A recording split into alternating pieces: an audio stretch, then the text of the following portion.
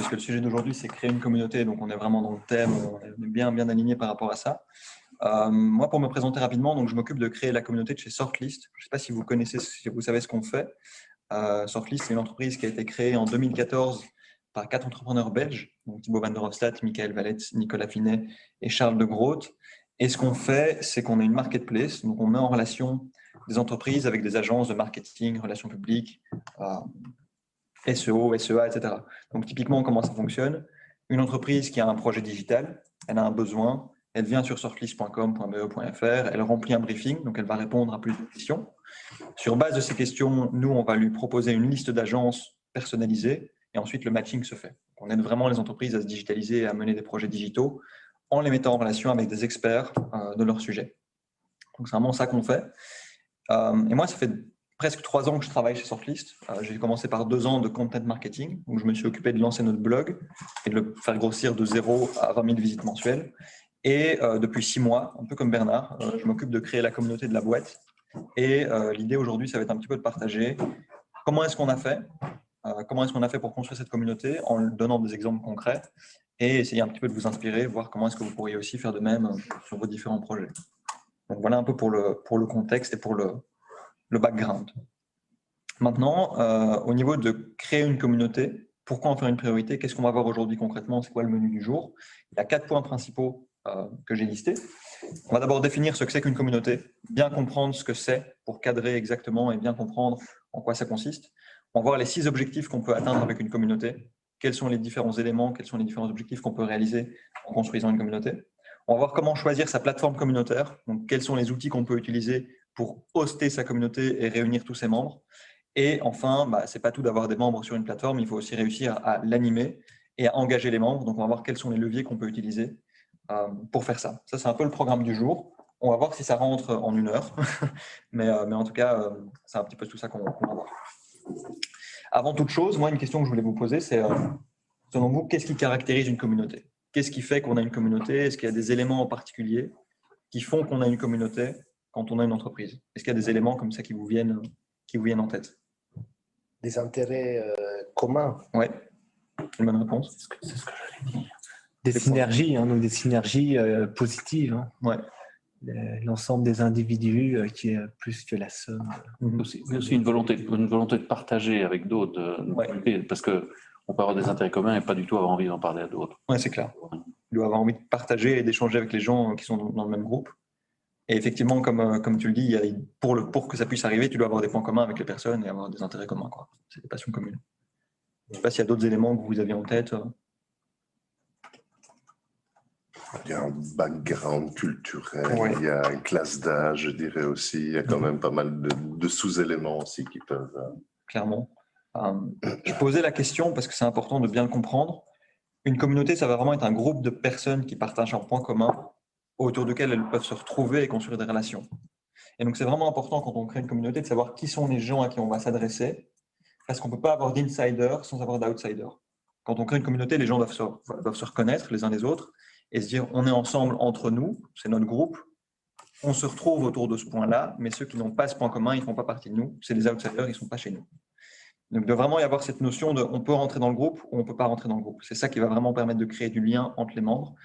Ça peut se faire autour d'une passion, ça peut se faire autour d'un problème commun, ça peut se faire autour d'un emploi, ça peut se faire autour de caractéristiques, je sais pas moi, l'âge, l'endroit où on habite, bref.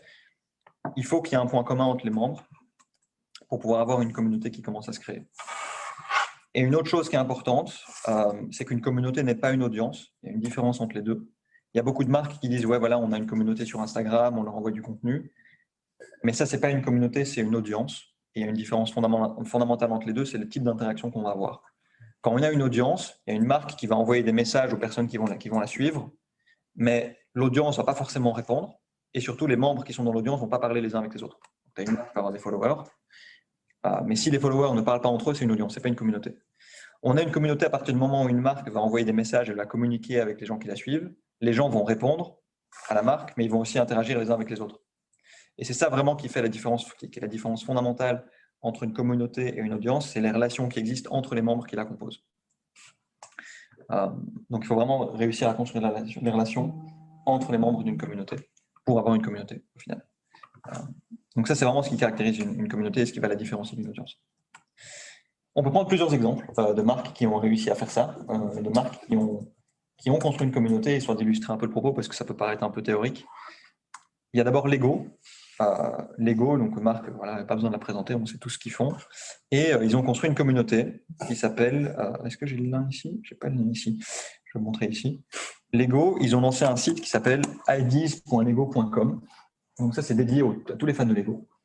Et comment ça se passe concrètement? Si moi, je suis fan de Lego, je peux aller sur ce site et je peux dire j'aimerais bien soumettre une idée de Lego que je voudrais avoir dans la bibliothèque de jouets, quoi. Et donc, je peux dire voilà, j'aimerais bien que Lego fasse un globe comme produit, quoi. Parce que moi, j'ai envie d'avoir ça. Et si l'idée que je vais soumettre atteint 10 000 votes, c'est-à-dire que si les autres membres de la communauté valident mon idée, s'il y a 10 000 personnes qui valident cette idée, Lego s'engage à produire le truc et à le créer et à le mettre sur le marché.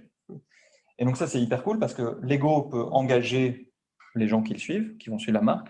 Ça leur donne des idées de produits, donc ils n'ont pas besoin de réfléchir à quel type de produit ils vont développer.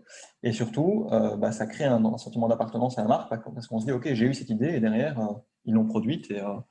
Et surtout, une fois que mon idée est validée, je rentre dans le 10K Member Club, donc les gens qui ont soumis une idée et dont l'idée a été validée, ils font partie d'un club où ils vont pouvoir rejoindre plein d'autres gens qui ont soumis des idées et qui ont été validées par la communauté. Donc on voit que c'est une marque qui est vachement bien connue et on voit qu'il y a plein d'idées qui sont soumises. Une téléphone box rouge, Cipher Machine, je ne sais pas ce que c'est, un train, plein d'idées qui sont soumises. Et donc ça, c'est un premier exemple de marque qui s'est créée une communauté autour d'un point commun, donc la passion pour les Lego. Un autre exemple qu'on a, pardon, oui, bien sûr, n'hésitez pas à interrompre. Hein, comment fait-on pour s'assurer qu'il n'y ait pas... Bon, j'ai fait de la gestion de risque pendant un moment, et moi je vois toujours le côté négatif qu'il pourrait y avoir. Ouais. S'il suffit, entre guillemets, de 10 000 votes, comment est-ce qu'on peut s'assurer qu'un concurrent ne vous fait pas une idée complètement biscornue pour bloquer vos studios de développement, etc., sur une idée qui ne se vendra pas, mais pour laquelle je peux obtenir 10 000 votes et vous êtes engagé à la créer? Ah oui, d'accord. Donc, on soumet une idée qui est impossible à produire, en fait. Ce n'est pas impossible à produire, mais elle serait tellement compliquée pour vendre des trucs qui ne vont pas rendre très cher de toute façon, qu'on se dit, ça va les bloquer. Moi, pendant ce temps-là, je peux... oui, comme ça. Waouh, ok. Ouais, c'est vrai que ça... Ouais. Je suis un peu biscornu, mais je vois toujours le côté qu'on pourrait mal faire. Et ce n'est pas pour dire oui, bien sûr. On va le faire, mais c'est pour dire comment fait-on pour s'assurer que quelqu'un ne vous fasse pas ce genre de choses. Ouais, ça, j'imagine qu'il doit y avoir des petites conditions écrites dans les conditions d'utilisation du site pour éviter que ça arrive. Mais c'est vrai que c'est une bonne question et c'est bien d'aller réfléchir aussi loin parce que c'est vrai que c'est un concurrent de Lego, alors je ne sais pas il y en a sûrement, pourrait soumettre une idée complètement compliquée et hyper compliquée à produire et à vendre et faire en sorte qu'il y ait les 10 000 voix qui soient obtenues. Il doit sans doute y avoir des conditions pour éviter que ça arrive, mais c'est vrai que c'est bien d'y réfléchir quand on met ce genre de choses en place. Techniquement, c'est comme Google Ads, si on clique, mais sauf qu'à un moment donné, ça ne marche pas parce qu'il repère. Donc, je suppose que niveau technologique, il doit avoir moyen. Si c'est 10 000 fait par les mêmes personnes, mais enfin, je veux dire, simplement, dans toute communauté, comment s'assure-t-on qu'il n'y ait pas un mauvais qui vienne le fruit pourri qui pourrit tous les autres? À ce niveau-là, il y a un truc, c'est mettre des règles clairement définies, des règles clairement définies. Et si ces règles ne sont pas respectées, la personne ne peut pas rejoindre la communauté. Ou on peut l'éliminer de la communauté si elle la rejoint. Exactement. Et il vaut même mieux parce qu'une personne peut, effectivement, comme tu le dis, nuire à l'ambiance et l'effet de groupe qui existe. Moi, je pense qu'il faut mettre des règles bien définies. Et si ces règles ne sont pas respectées, c'est un petit peu le côté governance de la... Exactement. Et c'est le rôle de la personne en charge de la communauté de s'assurer que les personnes respectent ces règles. Un peu le... Et chez Sortlist, vous avez ce genre de cadre? Ou comment vous faites pour gérer ça? Ou vous n'avez pas? Pour l'instant, la communauté est assez petite. Et en fait, à chaque fois qu'on a un membre qui rejoint la communauté chez Sortlist, moi, je fais un call d'introduction avec eux et je m'assure que je fais un onboarding personnalisé, en fait. Donc, je connais chaque personne qui rentre. La communauté est encore petite. On a une 50aine de membres et c'est volontaire. Au long terme, on verra comment on le gère. Mais c'est vrai qu'il faut s'assurer que les gens sont dans les clous et respectent bien les règles de la communauté et éviter que ça parte en vrille, c'est sûr. Okay. Mais bon, après, on est sur des en tout cas, dans le cadre de Sortlist, on est sur des directeurs d'agence. Donc, c'est normalement des gens qui sont sont d'un certain niveau, quoi. Donc, a priori, il y a peu de chances que ça parte dans tous les On sens. sait s'ils sont directeurs d'agence ou pas, donc on peut Oui, c'est ça. vérifier aussi. C'est ça. Ça, c'est des communautés très, très précises. Lego, c'est Plus large, ouais. Et n'importe qui peut s'inscrire hein, ou pas, justement. Sur Sortlist ou sur Lego? Non, Lego, je suppose que tout le monde, mais la Sortlist, c'est Sortlist, c'est restrictif. restrictif. Et justement, j'ai un autre exemple, Spendesk. Je ne sais pas si vous connaissez cette startup. Donc maintenant, c'est une licorne en France. Donc c'est une boîte qui vaut plus d'1 milliard. C'est une boîte qui s'adresse aux directeurs financiers dans les startups. Donc typiquement, c'est une boîte qui va aider ces directeurs financiers à mieux gérer leurs dépenses et à mieux gérer les dépenses de leur entreprise. Et en fait, ce qui se passe avec ce poste de directeur financier en startup, c'est que c'est un poste qui est très solitaire. C'est-à-dire qu'on est CFO, on est Chief Financial Officer, tout seul dans la boîte à faire ce boulot, quoi. Et donc, on n'a personne à qui parler par rapport à ces challenges. Et donc, Spendesk a lancé une communauté qui s'appelle CFO Connect, une communauté dédiée au CFO. Et donc, en gros, si moi, par exemple, je suis CFO d'une startup, je me pose des questions, je peux rejoindre CFO Connect et je vais pouvoir parler avec des pairs qui ont les mêmes problèmes que moi et ça va m'aider dans mon propre boulot. Et donc, justement, pour répondre à ta question, ça, c'est une communauté qui est restrictive parce que tout le monde ne peut pas la rejoindre. Tu vois, si je clique sur « Nous rejoindre », donc ça, c'est invite-only community. Ce n'est pas invite-only. Donc, par exemple, ici, tu vois que tu as les conditions à gauche. Tu dois avoir un poste en finance, tu dois avoir 5 ans d'expérience professionnelle et tu dois vouloir t'engager, désireux d'apprendre et échanger. Donc, typiquement, si tu ne rentres pas dans les cases, tu ne peux pas rentrer, quoi. OK, mais if I am a cheater, I can join. No, because there's an onboarding session. Someone from Spendesk will validate or not if you do have oui, mais all the si conditions. je dis que j'ai 5 ans, si je dis que j'ai toutes ces choses, mais je ne l'ai pas. Il faut que ton profil LinkedIn le confirme. Il faut. Il y a des choses. Oui, alors, il faut déjà vraiment vouloir. Oui, après, quel intérêt, tu vois. Une communauté de CFO. Moi, je ne suis pas CFO, je n'ai rien à faire d'être rejoindre le groupe. C'est pourtant un beau métier. Tu vois. Oui. Mais, sauf si je veux vendre des choses à des CFO, quoi. Ouais, alors après, tu as les règles de la communauté, donc si tu essayes de vendre, tu vas te faire virer, c'est ça. Donc, tu te feras naturellement virer par le groupe. Donc ça, c'est un deuxième exemple. Et donc, Spendesk. ouais. Et donc, eux, ce qu'ils font dans leur communauté, il y a plusieurs avantages. Au-delà du fait de pouvoir parler avec d'autres membres, tu accèdes à du contenu, tu accèdes à des événements, donc des meet-ups, des ateliers, des webinars, pour apprendre, partager ton expérience. Tu accèdes à un groupe Slack, qui est un outil de messagerie pour pouvoir échanger avec les membres. Et tu as des ressources pour rester. Et tu as aussi un podcast aussi pour te tenir au courant de toute. Les événements sont-ils organisés par Spendesk ou sont des événements externes? C'est Spendesk. C'est Spendesk. Ouais. Donc, tu as une équipe communauté. Ouais. Tu as une équipe communauté chez Spendesk qui s'en occupe. Et si on est membre de la communauté pendant 1 an, 2 ans et qu'on n'a jamais acheté un produit Spendesk, il y a un moment où ils vont dire non, ça a bien fait. Donc, en fait, leur modèle, c'est une communauté qui est 100% gratuite. Après, Spendesk vaut 1 milliard, ils ont beaucoup d'argent, donc ils peuvent se permettre de financer ça. Ce n'est pas le cas de toutes les boîtes. Mais effectivement, l'idée, c'est, en fait, cette communauté, c'est un peu un canal d'acquisition, quoi. Donc, tu es CFO, tu rejoins la communauté, et derrière, tu te dis, bon, je vais peut-être commencer à utiliser cette solution parce qu'ils sont sympas et je vois que leur produit est bon, etc. Donc, la communauté sert vraiment de canal d'acquisition. Et au-delà de ça, tu vois que tu as des speakers, donc tu peux regarder, en fait, qui est dans la communauté et ça peut un peu te donner envie d'y participer. Donc, tu as des mecs de chez Factory, Tousi Finance, Glovo, Habiteo. Tout ça, c'est des startups un peu connues. Ici, tu as Financial Tackle Tree. Ça crée de la preuve sociale. Tu dis, OK, si tous ces mecs-là sont dedans, moi aussi, je veux y être parce que eux, je sais que c'est des références de leur domaine. Donc, ils utilisent vraiment l'image de leurs membres pour rendre le truc un peu sexy et convaincre les gens de leur rejoindre. Et créer ce genre de... Parce que on voit déjà tout le travail qu'il y a derrière, ça demande quand même un sérieux investissement. Ça demande du temps. Toi, dans ton cas, pour Sortlist, vous êtes peut-être tout seul, full-time? En fait, ça demande une personne. Pour kickstarter une communauté comme ça demande une personne full-time. Spendesk aussi, c'était le cas au début. Okay. C'est Faustine Rohr-Lacoste qui s'en est occupée. Donc, en fait, ça demande une personne full-time. On a essayé de le faire différemment. Il y a 1 an, on a essayé de faire ça en mode task force. On avait une équipe qui faisait ça un peu après les heures de boulot ou dans les vides. On était 5-6 personnes à essayer de lancer la communauté, mais ça ne marchait pas du tout, puisque personne prenait le lead. Et donc, c'est à ce moment-là qu'ils m'ont proposé de prendre le projet à temps plein. Et donc là, je suis dessus depuis le mois d'octobre. Et donc, en fait, comment tu fais? Je vais y venir un peu plus tard dans la présentation, mais tu trouves tes premiers membres, tu organises un premier événement avec eux, tu utilises cet événement pour pitcher la communauté à d'autres membres et tu fais grossir le truc progressivement. Mais effectivement, il te faut une personne à temps plein pour le faire au début. Et il faut quoi comme budget? Un salaire. Mais les events, Alors moi, pour l'instant, j'ai organisé que des événements en virtuel, donc ça c'est gratuit. Effectivement, si tu commences à organiser des événements physiques, typiquement un petit déjeuner, il te faut un endroit et il te faut payer le petit déjeuner pour les gens qui viennent, ou je sais pas moi, des pizzas et des bières ou quoi. Donc il faut définir un budget. Et le truc en création de communauté, c'est que c'est un peu comme le marketing de contenu, c'est très dur de mesurer le ROI rapidement. On sait que ça a un impact. Il faut connaître, c'est clair que ça a un impact pour Spendesk. Maintenant, on va calculer le retour sur investissement de la personne. C'est chaud, quoi. C'est chaud. C'est plus quand il y a une communauté et qu'on l'arrête, on se rend compte de ce que ça a rapporté. C'est ça. Mais c'est la preuve la preuve un peu à l'absurde. Oui, exactement. Et on l'a, détruisons-la et voyons ce qu'on perd. Ah, ça valait la peine d'investir. Exactement. C'est pas vraiment la bonne manière.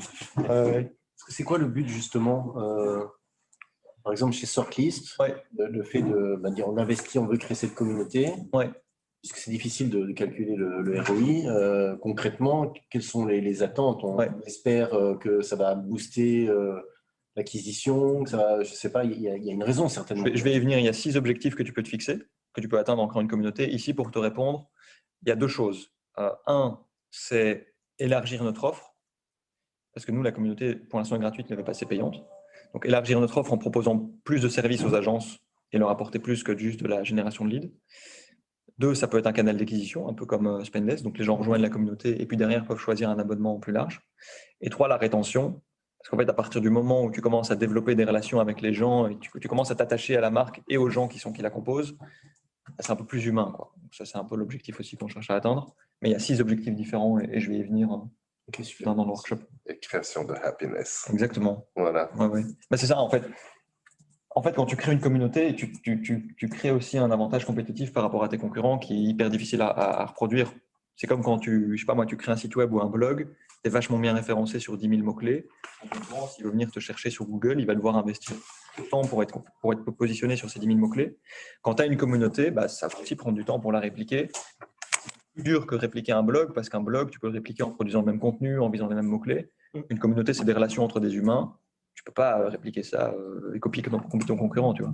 Si moi, je lance une solution comme Spendesk, je ne pourrais jamais reproduire CFO Connect du jour au lendemain.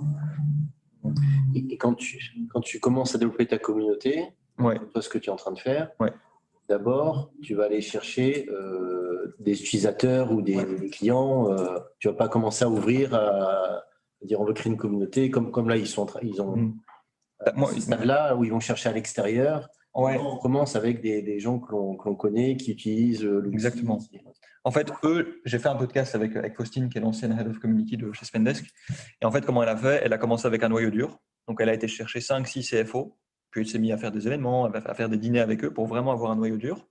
Et puis, progressivement, elle a ouvert le groupe en créant des événements plus larges, en créant du contenu, en lançant un podcast pour vraiment avoir une offre variée.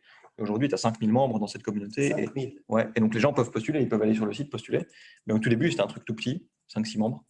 Et tu es obligé de commencer très petit pour avoir un noyau et faire en sorte que les gens se parlent. Parce que si tu débarques sur un Slack, tu as 1000 personnes et personne ne parle, tu ne vas pas être investi et tu ne vas pas avoir la valeur, quoi. C'est une erreur de vouloir aller trop vite, de tout de suite faire une grosse communauté. Moi, je pense. Tu as des gens qui lancent un Discord comme ça, ils mettent 1000 personnes dedans en un coup. Ce n'est pas l'approche que j'aurais tendance à adopter pour construire un truc sur le long terme. Peut-être que je me trompe, mais en tout cas, moi, ce n'est pas comme ça que je le vois. C'est ce qu'on fait un peu. On a testé. En fait, on a testé parce qu'on a testé l'année dernière quand on était en task force. Là, on a ajouté 50 agences en un coup sur le Slack. Déjà, on ne savait pas ce qu'on allait leur dire. Les gens, ils ne savaient pas pourquoi ils étaient là. Ils ne se connaissaient pas mutuellement. Ils n'avaient pas été onboardés proprement. Et donc, c'était tout. Enfin, c'était complètement. Il n'y avait pas de maille, quoi. Oui, mais j'ai la tendance à dire que la communauté est aussi un tout petit peu le reflet de votre produit. Donc, les deux choses, vous la construisez parce qu'il y a un intérêt pour vous. Ça dépend le persona aussi, je pense. Comment ?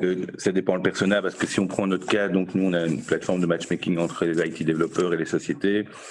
Autant dans tout ce que tu dis, là, je trouve que ça a du sens, que ce soit à commencer petit machin avec les sociétés. Mais les IT développeurs, c'est plus compliqué. C'est taper un onboarding pour chacun. Ça dépend évidemment. On ne leur vend rien. Tu n'as pas une recette idéale qui fonctionne pour toute l'entreprise. Ça doit vraiment être calibré à chaque fois, ça c'est clair. Par contre, l'autre côté, la société, ça a du sens. Quoi. Plus les cibler. Ok. Et du coup, j'avais un autre exemple, rapidement. Ouais, c'est Nidé. Donc ça, c'est vraiment pour montrer qu'une communauté, tu peux en construire une dans plein de secteurs différents. Nidé.co, c'est une marque de cosmétiques qui s'adresse aux femmes. Et en gros, comment eux fonctionnent, c'est un peu la même chose que pour Lego. Tu as une idée de produit, tu as une idée de crème, tu as une idée de produits cosmétiques. Tu peux le soumettre. La communauté va voter pour le produit. Et si tu obtiens suffisamment de votes, Nidé crée le truc. C'est la même chose, sauf que ça va un pas plus loin. Si moi, je soumets une idée, qu'elle est validée et que Nidé la vend, je vais toucher une partie des revenus qui vont être générés par le produit. C'est ce que j'étais en train de penser. Je ne reçois pas simplement un an du produit gratuit ou mon en produit nouveau. Tu touches un pourcentage des ventes qui ont été issues du produit dont tu as eu l'idée. Et donc, ça marche aussi dans la cosmétique.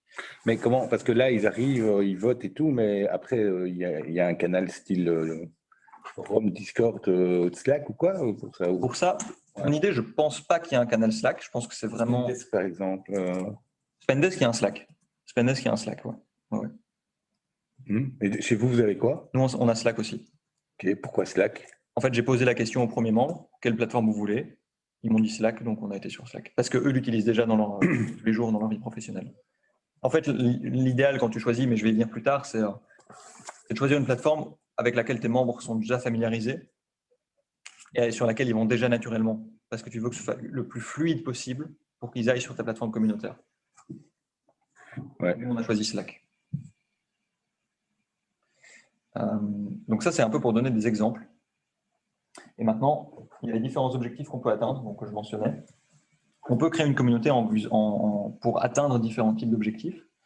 Et il y en a 6. Et c'est très facile à retenir. C'est le modèle Spaces de David Spinks. C'est pas moi qui l'ai inventé. David Spinks, c'est un peu une référence en la matière en termes de création de communauté. On le voit ici à l'écran. Donc lui, ce mec-là, un peu pour vous donner un peu une idée du parcours qu'il a eu, il a créé CMX. Donc, c'est un réseau qui est dédié aux créateurs de communauté, qui est dédié aux community builders. Il a vendu ce réseau à une boîte qui s'appelle Bevy, donc il a fait un exit. Il a écrit un bouquin qui s'appelle The Business of Belonging, donc qui est dédié aux communautés. Et il anime un podcast, Masters of Community, où il a fait plus d'une 60aine d'épisodes avec des créateurs de communauté. Donc, il a un peu de bouteille dans le domaine. Et il a justement créé ce framework, le modèle Spaces, qui va lister 6 types d'objectifs qu'on peut atteindre avec une communauté. Donc, on peut se fixer, je veux créer une communauté pour atteindre cet objectif-là ou cet objectif-là. En fait, il y en a plusieurs. Donc, tu as le S pour créer une communauté pour atteindre un objectif de support, le P pour du produit, le A pour de l'acquisition, le C pour du contenu / de la contribution, E pour de l'engagement et S pour du succès. Ici, je vais couvrir chacun des objectifs qu'on peut atteindre et je vais donner chaque fois des exemples de boîtes qui ont créé une communauté pour chacun de ces objectifs. Et on peut avoir plusieurs objectifs communs? Tu peux rechercher, tu n'es pas obligé d'en choisir un. Ok. Ouais. C'est pas mieux que d'en choisir un et se dire on va aller à fond dans celui-là. Moi, j'en ai choisi un, donc le succès en l'occurrence, mais rien ne t'empêche d'en choisir 2 parce que c'est cohérent. Ok. Du coup, pour le support, comment ça fonctionne? Tu peux créer une communauté pour fournir du support à tes clients. Donc, ça peut être un forum où les membres peuvent s'entraider, se poser des questions. Et ça, c'est ultra pertinent si vous avez un produit qui est technique, qui peut susciter beaucoup de questions et que votre support client est vachement sollicité. Donc, l'idée, c'est de créer un endroit où les utilisateurs de votre produit peuvent s'entraider et se poser des questions par rapport à l'utilisation qu'ils en ont. L'avantage, c'est quoi? C'est que les membres vont pouvoir s'entraider. Ça va pouvoir donner des idées de fonctionnalités si tout le monde a la même question, par exemple. Mais surtout, ça va aussi alléger le travail du support client parce que les gens vont pouvoir poser un post sur le forum, pouvoir s'entraider et la boîte n'a rien à faire. Ici, il y a 2 exemples qu'on peut mentionner. Il y a Webflow et Asana. Donc, Webflow, je ne sais pas si vous connaissez, c'est un outil de développement no-code qui permet de créer des landing pages et des sites web pas facilement parce qu'il y a quand même une courbe d'apprentissage. Donc, ce n'est pas un outil qui est facile à utiliser. Et justement, en ce sens, ils ont lancé… Ah non, c'est pas ça que je voulais dire. Quitte. Ils ont lancé… Excusez-moi. Hop. Ils ont lancé ce forum, donc qui est dédié en fait aux utilisateurs de Webflow, où ils peuvent poser des questions et s'entraider. Donc typiquement, si moi je tape, je sais pas moi, image, je sais pas, on va voir ce que ça donne. Voilà, j'ai image overlays, j'ai plein de sujets différents. Et je peux voir si quelqu'un a déjà eu la même question que moi et voir ce que les membres se disent. Donc là, on a B de Fli qui pose une question, il y a Defling qui répond. Et tout ça, c'est du travail que Webflow ne doit pas faire parce que ces utilisateurs répondent et s'entraident. Donc ça allège le travail forcément. Et donc ça leur crée une base de données de contenu qu'ils peuvent aussi réutiliser. Donc ça peut être une motivation. Et il y a aussi Asana qui le fait, qui permet de s'organiser. Ça, c'est support. Ça, c'est du support. C'est l'objectif du support. Ça veut dire qu'il faut suivre la communauté de très près pour voir ce qui se disent, pour être sûr que quelqu'un n'est pas en train de dire non, ça marche jamais ce truc. Il faut aussi vérifier la qualité. Je suis passé à autre chose. Il faut aussi vérifier la qualité des réponses, effectivement. C'est même la communauté qui la vérifie. Ouais, typiquement. Oui, typiquement, tu peux avoir un système d'upvote. Comment? Tu peux avoir un système d'upvote comme sur Quora ou Reddit où tu as une réponse et puis les autres membres peuvent valider en mettant un like et la meilleure réponse qui a obtenu le plus de votes remonte. Donc, tu as un peu un truc d'intelligence collective qui se met en place. Et donc, tu vois, tu as plusieurs sujets. Tu as des news, tips and tricks, mobile, use case, intégration. Enfin, tu as plein de sujets différents. Si tu te poses des questions par rapport à Asana, tu as même un forum de la communauté français en allemand, en japonais, en espagnol, en portugais. Donc, ça peut être un truc. Et donc, eux ont même gagné un truc apparemment, Community in World Distributors. Je me demande si c'est pas CM. Je me demande si ça, c'est pas justement la boîte que David Sphinx a créée. Donc ça, c'est un premier objectif qu'on peut se fixer. On dit, voilà, j'ai un produit technique. Mes utilisateurs, ils sont susceptibles de se poser des questions.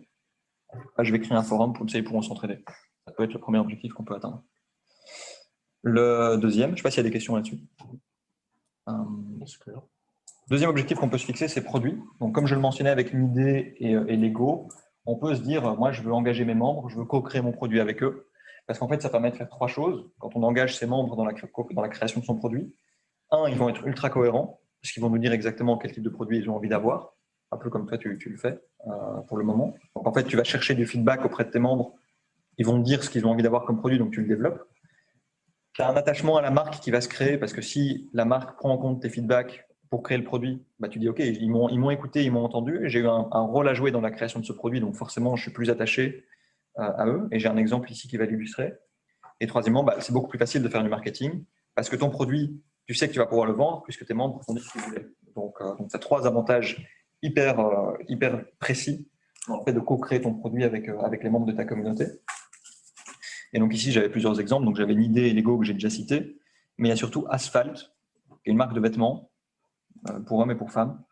Et en fait, eux, ce qu'ils font, ils vont solliciter les gens qui les suivent pour développer leurs produits. Donc ils vont leur poser des questions, co-création typiquement ici. Voilà. Donc par exemple, ici, plan de collection été 2023, je clique, il y a un Typeform, c'est parti. Donc quel genre de vêtements est-ce que je veux pour l'été 2023 ? Et voilà, il me demande, est-ce que tu veux une chemise élégante ? Je prends. Quel prix est-ce que je serais prêt à mettre ? On va dire 50 €. Oups, on va mettre 50. Quel problème est-ce que vous voudrez qu'on résolve avec cette chemise ? Donc quand j'achète une chemise, je sais pas moi, chez H&M ou chez Zara, c'est quoi ce qui me frustre ? Je peux leur dire et eux vont le prendre en considération pour développer une chemise qui me plaira bien, en fait. Je sais pas, moi je vais dire taille col trop large, par exemple. Je sais pas, j'en monte. À vous des recommandations, des idées, donc je peux donner des recommandations de bonnes chemises, voir si eux pourront la développer. Et puis il continue. Est-ce que tu veux un short ? Est-ce que tu veux des espadrilles ? Et donc tout ça, ils le prennent en compte.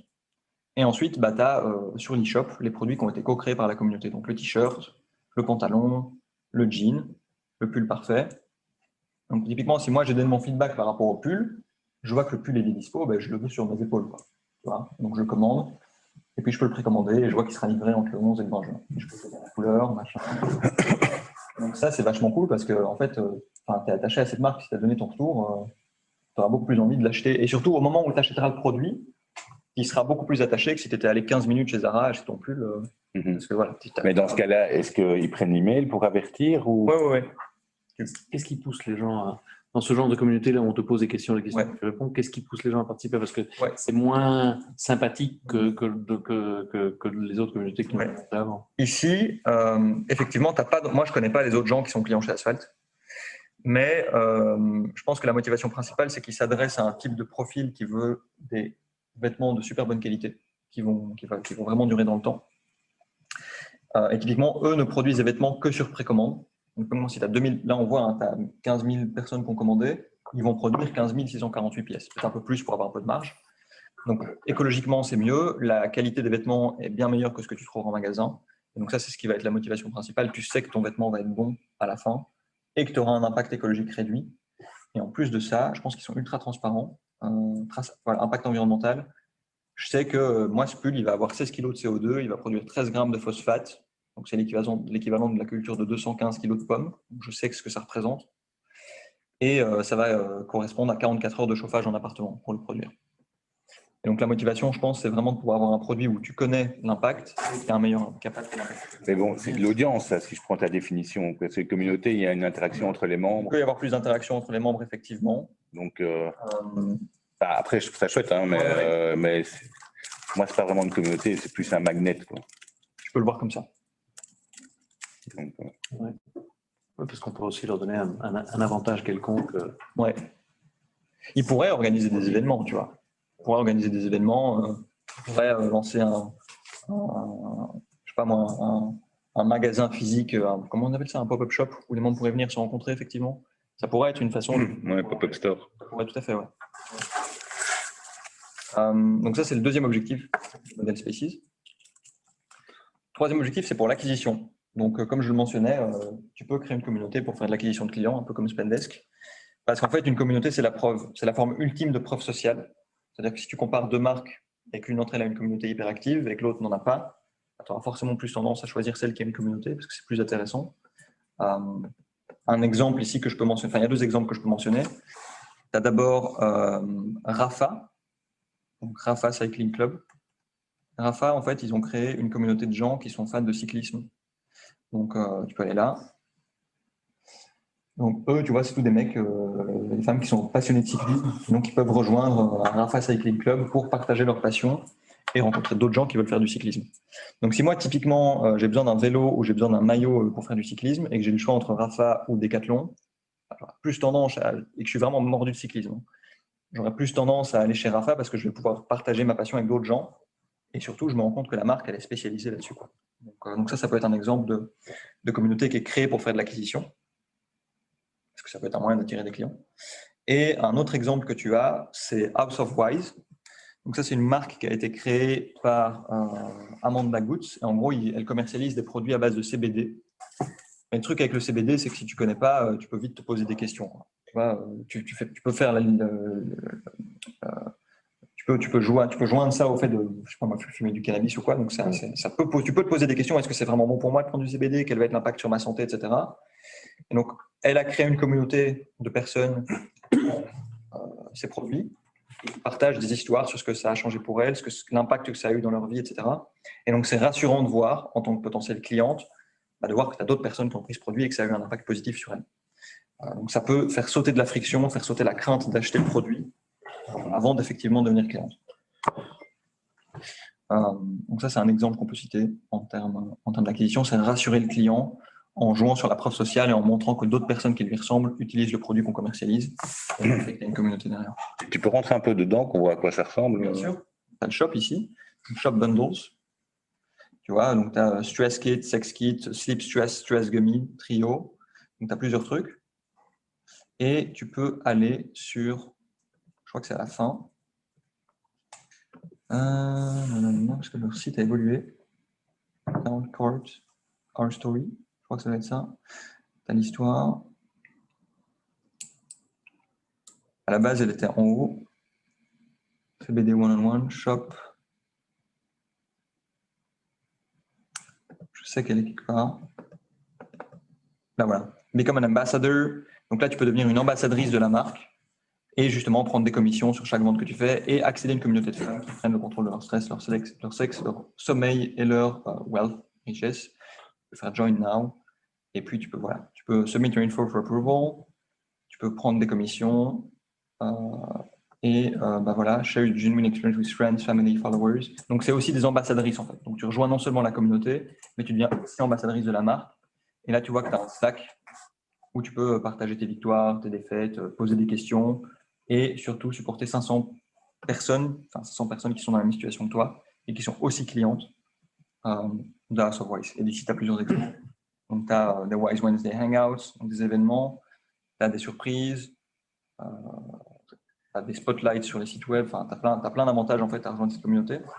C'est un peu la bonne vieille méthode Tupperware, mais dans le monde digital. Exactement. Vendez à vos copines et vous touchez 25%. Exactement. C'est un peu ça. Et en fait, la particularité, c'est qu'elle a commencé sa marque avec la communauté. Donc, elle a d'abord rassemblé les gens pour développer le produit, et puis elle a grossi comme ça progressivement.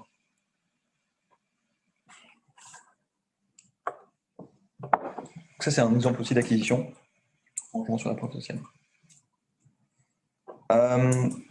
Quatrième objectif, le contenu.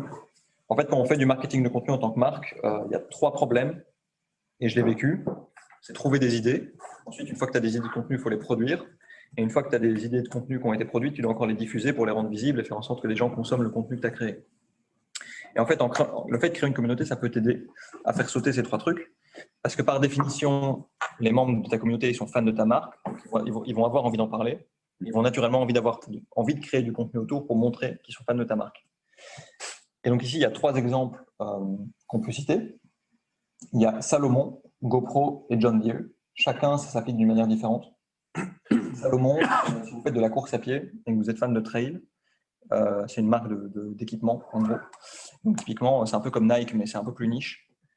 Ils vendent des chaussures, des sacs, des trucs que tu peux prendre. C'est des skis au départ. Ouais, il y avait des skis, tu peux aussi faire du trail. Et en fait, eux, ils s'adressent à une niche de gens qui vont naturellement créer du contenu qui est stylé parce qu'ils sont dans des environnements qui sont beaux et qui vont naturellement être instagrammables, entre guillemets. Et donc, ils peuvent réutiliser ce contenu sur leur propre compte. Et donc, ça va leur faciliter, ça va totalement faciliter leur création de contenu puisqu'ils ont du contenu qui est naturellement créé par leurs clients, qui peuvent réutiliser et remettre en avant. En plus de ça, admettons que moi, je prends une photo en train de faire un trail avec mes chaussures Salomon. Si le compte me reprend et me feature sur leur propre compte perso, moi, ça va m'attacher encore plus à la marque. Parce que mes punaises, ils m'ont repris sur leur compte officiel. Et je vais me dire, OK, je vais me remettre à créer encore plus de contenu puisque je vais peut-être potentiellement être repris à nouveau et être remis en avant. Donc, c'est aussi une manière d'engager les membres. Et donc, les gens qui postent leurs images sur le site perdent leur droit à l'image. Oui, ça c'est, ouais. En fait, et c'est un peu le cas, c'est un peu ce qu'a fait John Deere aussi. Tu peux soumettre ton contenu sur un site, mais tu acceptes officiellement que la marque utilise ce contenu-là et tu renonces à ça. Si elle l'utilisait dans une campagne de pub qu'elle diffuse, ouais. est-ce que je sais pas, mais je trouverais normal qu'elle paye quelque chose à la personne, ouais. Parce qu'elle aurait dû payer sinon quelqu'un pour prendre les photos, pour faire ça. Enfin, elle aurait dû payer une agence, ça c'est clair. Dans ton métier, tu sais qu'il normalement utilise des agences. Oui.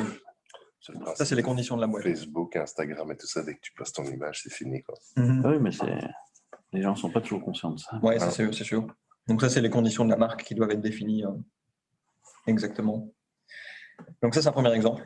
Ok, mais ils n'interagissent pas. Là, les gens commandent peut-être les photos qu'ils voient, les commentaires ou des trucs. C'est une manière d'illustrer. Comme je te le dis, chaque situation est différente, chaque boîte va être différente. D'accord. T'as GoPro qui a un peu fait la même chose. GoPro, donc eux, ils ont un produit qui se prête naturellement au fait de créer du contenu. Parce qu'au moment où tu achètes une GoPro, tu vas totalement te filmer en train de faire du ski, en train de faire du saut en parachute ou en train de faire du mountain bike.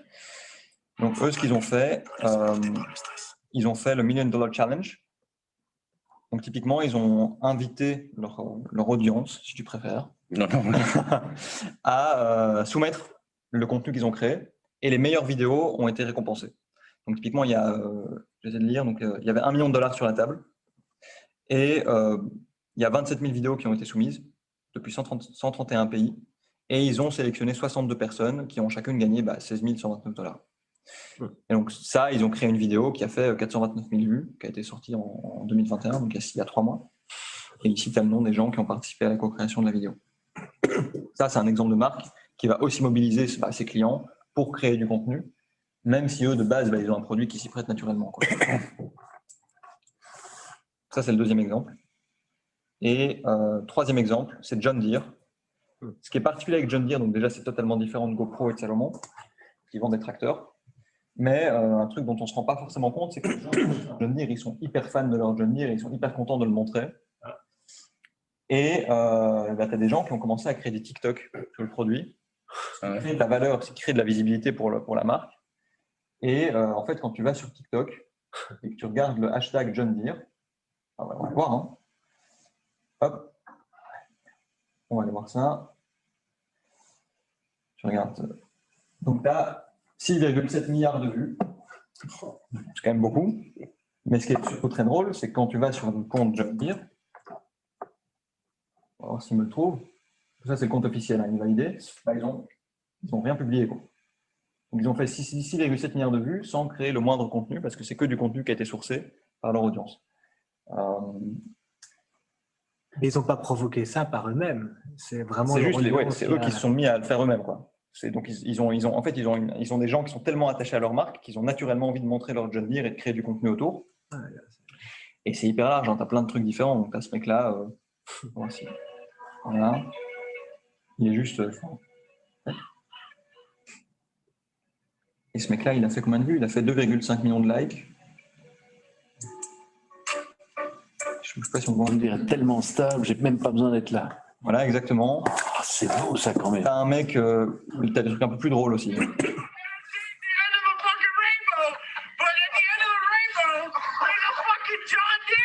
Voilà, ça c'est le bon texan. Et t'as des trucs un peu plus énormément. Voilà.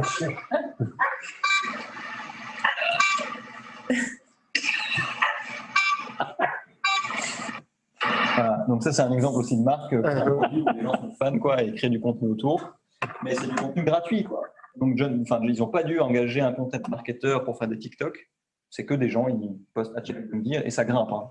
Il y a 2 mois c'était bien quoi. C'est pas une communauté. Donc John Deere n'a pas créé sa communauté, elle a laissé la communauté. Elle a laissé les gens le faire. Ouais. Mais comment est-ce qu'elle ne contrôle rien, ne fait rien, c'est aussi le risque. C'est aussi le risque, c'est-à-dire qu'à partir du moment où tu acceptes ce genre de choses, tu dois aussi accepter que les gens vont créer des trucs avec ton produit sans que tu aies forcément de contrôle dessus quoi. Il faut aussi accepter que tu as un peu une perte de contrôle à ce niveau-là. Mais donc, on pourrait passer des heures à regarder des TikTok, je veux dire. Après, est-ce que ça fait vendre plus, ça Je ne sais pas si ça veut vendre plus, mais en tout cas, la marque en bénéficie d'office, quoi. Je crois que ça, c'est en tout cas pas.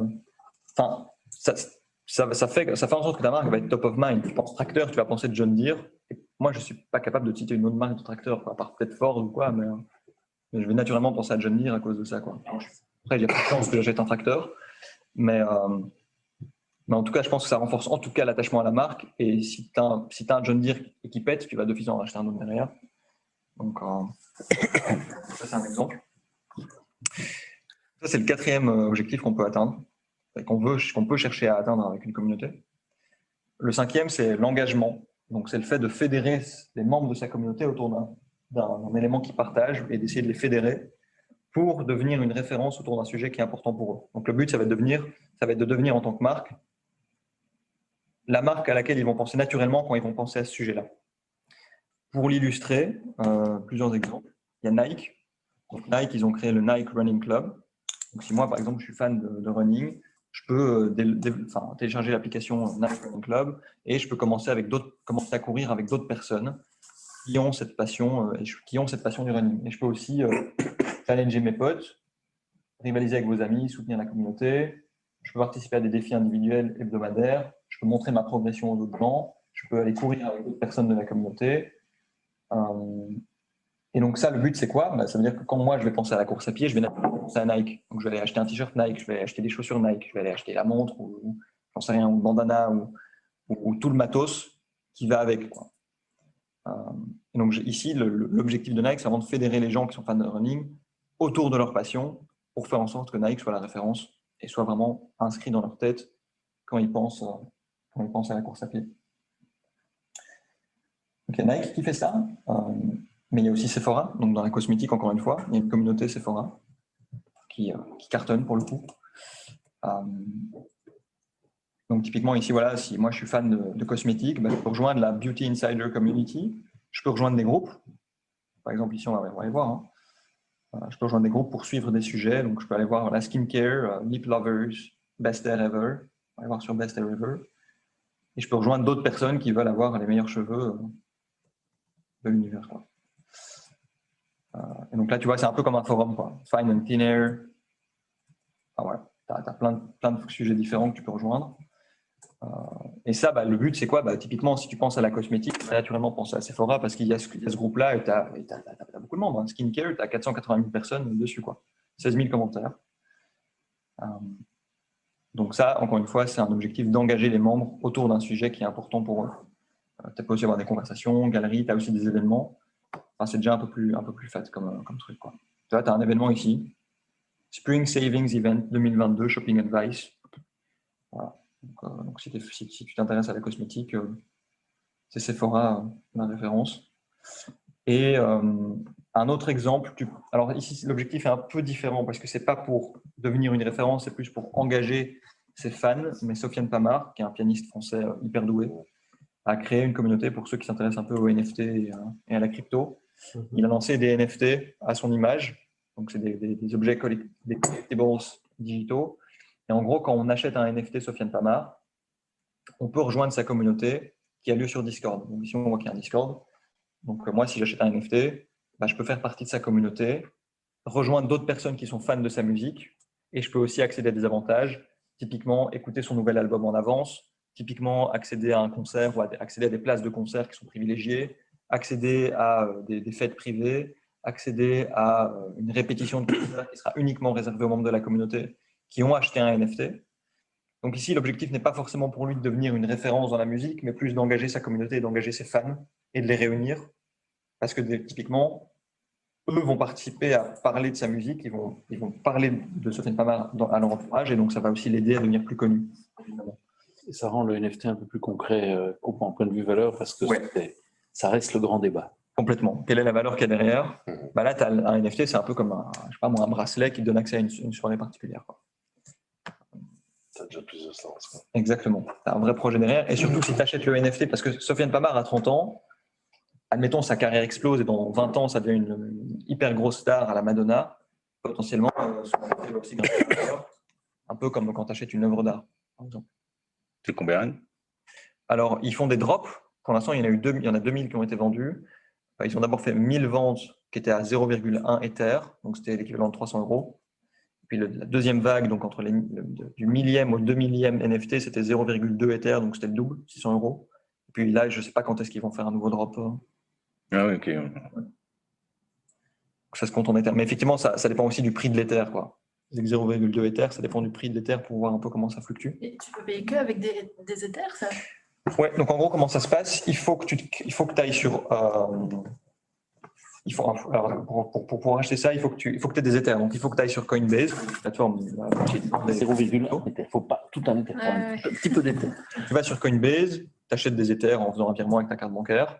Et ensuite, tu fais le virement depuis Coinbase vers OpenSea ou vers le site web de Piano King en Ether pour pouvoir l'acquérir. Tu sais les miner aussi. Si tu as une autre crypto, ça va pas, quoi. Non, le prix en Ether. Ouais.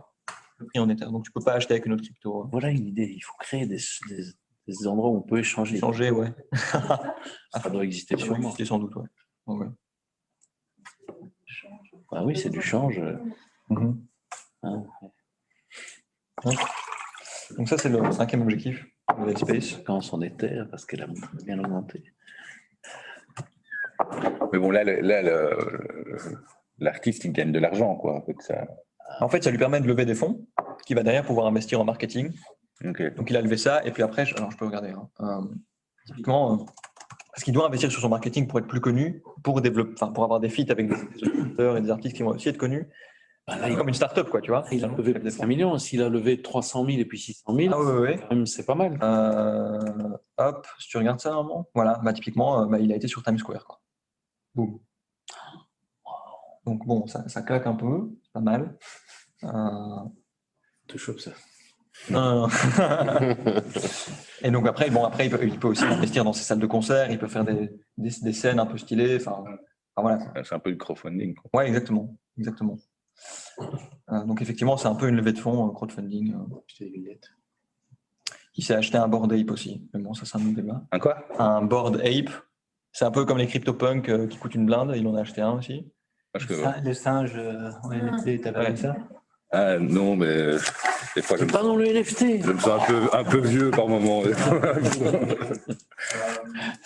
Ça, c'est le 5e objectif. Alors, le dernier objectif du modèle Spaces, c'est le succès. Tu connais ça? Bien sûr. Ouais. On peut créer une communauté dans l'objectif d'aider ses membres à se développer, à réussir dans un domaine précis. Donc, on peut leur donner des ressources, du contenu, un réseau pour les aider à réaliser leurs propres objectifs. Donc ici, typiquement, 2 exemples qu'on peut mentionner, de communautés qui ont pour objectif d'aider leurs membres à se développer. Il y a Pavillon et il y a Traffic Think Tank. Pavillon, donc anciennement, ça s'appelait Revenu Collective, un peu comme CFO Connect, une communauté dédiée aux sales qui veulent devenir meilleurs commerciaux. Donc tu peux, et toute la force, un peu comme CFO Connect, c'est que tu sais qu'en rejoignant la communauté, tu vas pouvoir parler avec les responsables commerciaux de Facebook, Mastercard, Netflix, Google, Lyft, Amazon. Tu vois la communauté, tu sais que tu vas pouvoir devenir un meilleur commercial, non seulement en pouvant échanger avec ces leaders-là, mais en accédant à une librairie de ressources, en construisant des relations avec des gens qui sont professionnels du domaine, en pouvant poser tes questions dans un espace, je pense qu'ils sont sur Slack, et aussi potentiellement en développant des nouvelles opportunités d'emploi, parce que tu as des offres d'emploi qui sont partagées au sein de la communauté. Et donc, tu as la Pavilion University, tu as des gatherings, tu as des career plus négociation coaching. Donc, typiquement, si tu es sales et que tu veux renégocier ton poste, tu peux le faire. Donc ça, tu as plein de ressources qui est dédiées aux sales qui veulent s'améliorer. Et donc, effectivement, là, tu as vraiment un espace communautaire. Tu peux apply pour rejoindre. Donc ça, en fait, quand tu rejoins, tu sais que tu vas pouvoir investir sur toi-même et devenir meilleur dans ton boulot. En sachant qu'ici, tu as un membership à payer, donc c'est une communauté payante. Et d'ailleurs, ce n'est pas que pour les sales, en fait, ils ont lancé d'autres communautés sur d'autres verticales. Donc, typiquement, si je prends un membership pricing, combien ça coûte? What's your experience? Mettre 0-5 years. On va dire que je suis un manager. Ça va coûter $100 par mois pour accéder à la communauté. Et je peux accéder à une communauté de 7000 membres, 24 heures sur 24, 7 jours sur 7, plus de 1000 templates, des lunch roulettes, des conseils, du mentoring, des événements en personne et en virtuel, des sous-communautés privées et des discounts sur ça. C'est quand même beaucoup, hein, C'est pas donné, hein. Par an. Ouais, enfin, moi, Pas par an, par mois. Il avait l'air de dire par mois. 100 € par Donc ça fait 1200 par an. Après, tu peux payer. Ouais. Voilà, Super Annually, tu es à 84 € par mois. Ouais, tu as 1000 par an. Mais c'est un investissement que tu fais sur toi-même. Oui, enfin, moi, je vois vraiment l'intérêt de ce genre de choses. Mais c'est vrai que quand on voit les prix, toutes les plateformes et tout, quand on arrive à ce genre de montant, c'est quand même une barrière. Ah ouais, c'est clair. C'est clair. Mais après, je trouve ça top. Et c'est peut-être que s'ils font le premier mois ou les 2 premiers mois gratuits, les gens après ça peuvent devenir. Ouais, je ne sais pas s'il y a un trial ou un truc comme ça. C'est souvent comme ça. Après, une boîte pourrait tout à fait se dire je vais investir ça pour mon employé. Oui, tout à fait. C'est meilleur, quoi. C'est plus. Ah oui, c'est un package, ouais. Oui, puis quand on voit les membres, ça donne envie, c'est top, hein. Ah ouais. Et alors, tu as un autre exemple, donc là j'ai pris cet exemple-là, mais moi il y a un exemple, c'est un peu l'exemple que je préfère, c'est Traffic Think Tank, qui me touche un peu plus. Ici, c'est une communauté qui est dédiée aux professionnels du SEO. Et donc là, tu sais que tu vas pouvoir apprendre, rencontrer et t'améliorer avec les meilleurs professionnels du SEO de la planète. Et donc là, voilà, tu peux rejoindre des compagnies du style Uber, Google, Typeform, HubSpot. Tu vas pouvoir parler avec ces gens-là. Et surtout que tu sois un débutant ou un professionnel, que tu work in-house ou que tu fasses ta propre agence, tu peux t'améliorer en SEO en rejoignant la communauté. Tu ne vas jamais te sentir bloqué, tu ne vas jamais sentir que tu es de nouveau bloqué en SEO, que ta courbe d'apprentissage est bloquée, parce que tu vas encore une fois accéder à des ressources et à des professionnels avec qui tu vas pouvoir échanger et level up dans ton domaine, quoi. Et comment ça se crée ce genre de… Parce que là, c'est l'offre surtout qui… Parce que les professionnels, là, sont membres de la communauté. Est-ce qu'ils sont payés, rémunérés? Comment tu les recrutes? Ici, je pense que c'est un side project qu'un mec de chez HubSpot a lancé parce qu'il s'est rendu compte qu'il avait le problème. Et donc, il s'est dit, tu sais quoi, je vais faire des trucs avec mes potes et puis je vais lancer la communauté petit à petit. Et je pense que c'est un projet qu'il a sur le côté, à côté de son boulot. Parce que là aussi, tu as un fee à payer pour rejoindre, tu as un membership à payer pour rejoindre la communauté. C'est combien? Et donc là, on va voir combien c'est. C'est $119 par mois. Mais tu as accès à tous les avantages qu'il y a ici. Donc, tu as un Slack où tu vas pouvoir construire un réseau. Tu as la Traffic Think Tank Academy où tu as plus de 200 heures de training. Tu as des templates, des outils. Tu as des Q&A sessions, donc des sessions où tu vas pouvoir poser tes questions en direct avec des vétérans de l'industrie. Et donc, ces vétérans, normalement, la communauté les rémunère sans doute. À mon avis, tu as une rémunération. Ouais. À mon avis, tu as une rémunération pour ton intervention. Parce que tu partages de la connaissance, quoi. Tu es membre? Moi, je suis pas membre. Nicolas, qui est le cofondateur de Sortlist et qui est le CMO, il est membre, donc il est dedans. Donc moi, j'ai pu un peu regarder, j'ai pu un peu checker ce qu'il y avait comme contenu. Et effectivement, c'est pas mal. Ouais. Ouais. Ça me tente bien, ça me chauffe. Après, mais comment ça se crée? Moi, je trouve que ça c'est super intéressant. Ouais. Et pour le mettre en place, ouais. Certainement, là, c'est un sacré budget. Là, c'est du boulot, mais c'est une boîte. Enfin, Pavillon, ils font que ça, quoi. Donc, Pavillon, leur communauté, c'est leur business model. Et ils sont là-dessus à temps plein. Tu as une équipe et tout. Mais moi, je pense qu'avant d'arriver là, à mon avis, tu as beaucoup de mois et d'années de travail, quoi. Ils ont pas. Je me demande à combien de temps. Il faut déjà créer sa communauté. Une fois que ta communauté, après, tu passes dans ce type de. C'est ça. Il faut déjà. Tu peux partir en disant, moi, je suis une start-up. Je trouve ça génial, j'ai envie de créer ce genre de communauté. Moi, comment je le vois, à mon avis, ce qui s'est passé, si je devais reproduire un traffic think tank comme ça, ce que je ferais, c'est que je créerais d'abord soit un groupe Slack, soit un WhatsApp avec 2, 3, 4 potes qui s'intéressent au sujet. Je commencerais à organiser des événements juste pour nous. Et puis, je commencerai à en parler autour de moi pour faire en sorte de voir s'il y a d'autres personnes qui sont intéressées par le sujet. Je ferai grossir le Slack progressivement. Puis, je me mettrai à créer un site web pour expliquer ce qu'on fait. Puis, je commencerai à ajouter des personnes en plus. Puis, effectivement, je commencerai à mettre en place une académie avec des trainings. Et puis, éventuellement, je me mettrai à commencer à créer des templates. Donc, c'est vraiment du lean startup, quoi. Tu crées petit à petit l'offre et tu augmentes tous les services que tu peux proposer au sein de ta communauté. Je pense que le mot d'ordre, c'est vraiment commencer petit et avec vraiment un noyau dur de membres, quoi. C'est vraiment ça que je retiens. Une fois, tu vois que tu as des témoignages aussi pour convaincre les gens de rejoindre. Donc, tu as Eric, Britney, Jonathan qui explique un petit peu. Joining TTT is one of the best decisions I've ever made. Voilà. Every time I visit to catch up on threads, I learn something new. Plus the private content is unreal. Bon, c'est à l'américaine, hein, évidemment, mais c'est un cool exemple. Donc ça, c'est un peu les 6 objectifs du modèle Spaces qu'on peut atteindre en construisant sa communauté. Maintenant, ici, voilà, il y a Traffic Think Tank qui est sur Slack, Pavillon, ils ont aussi un Slack.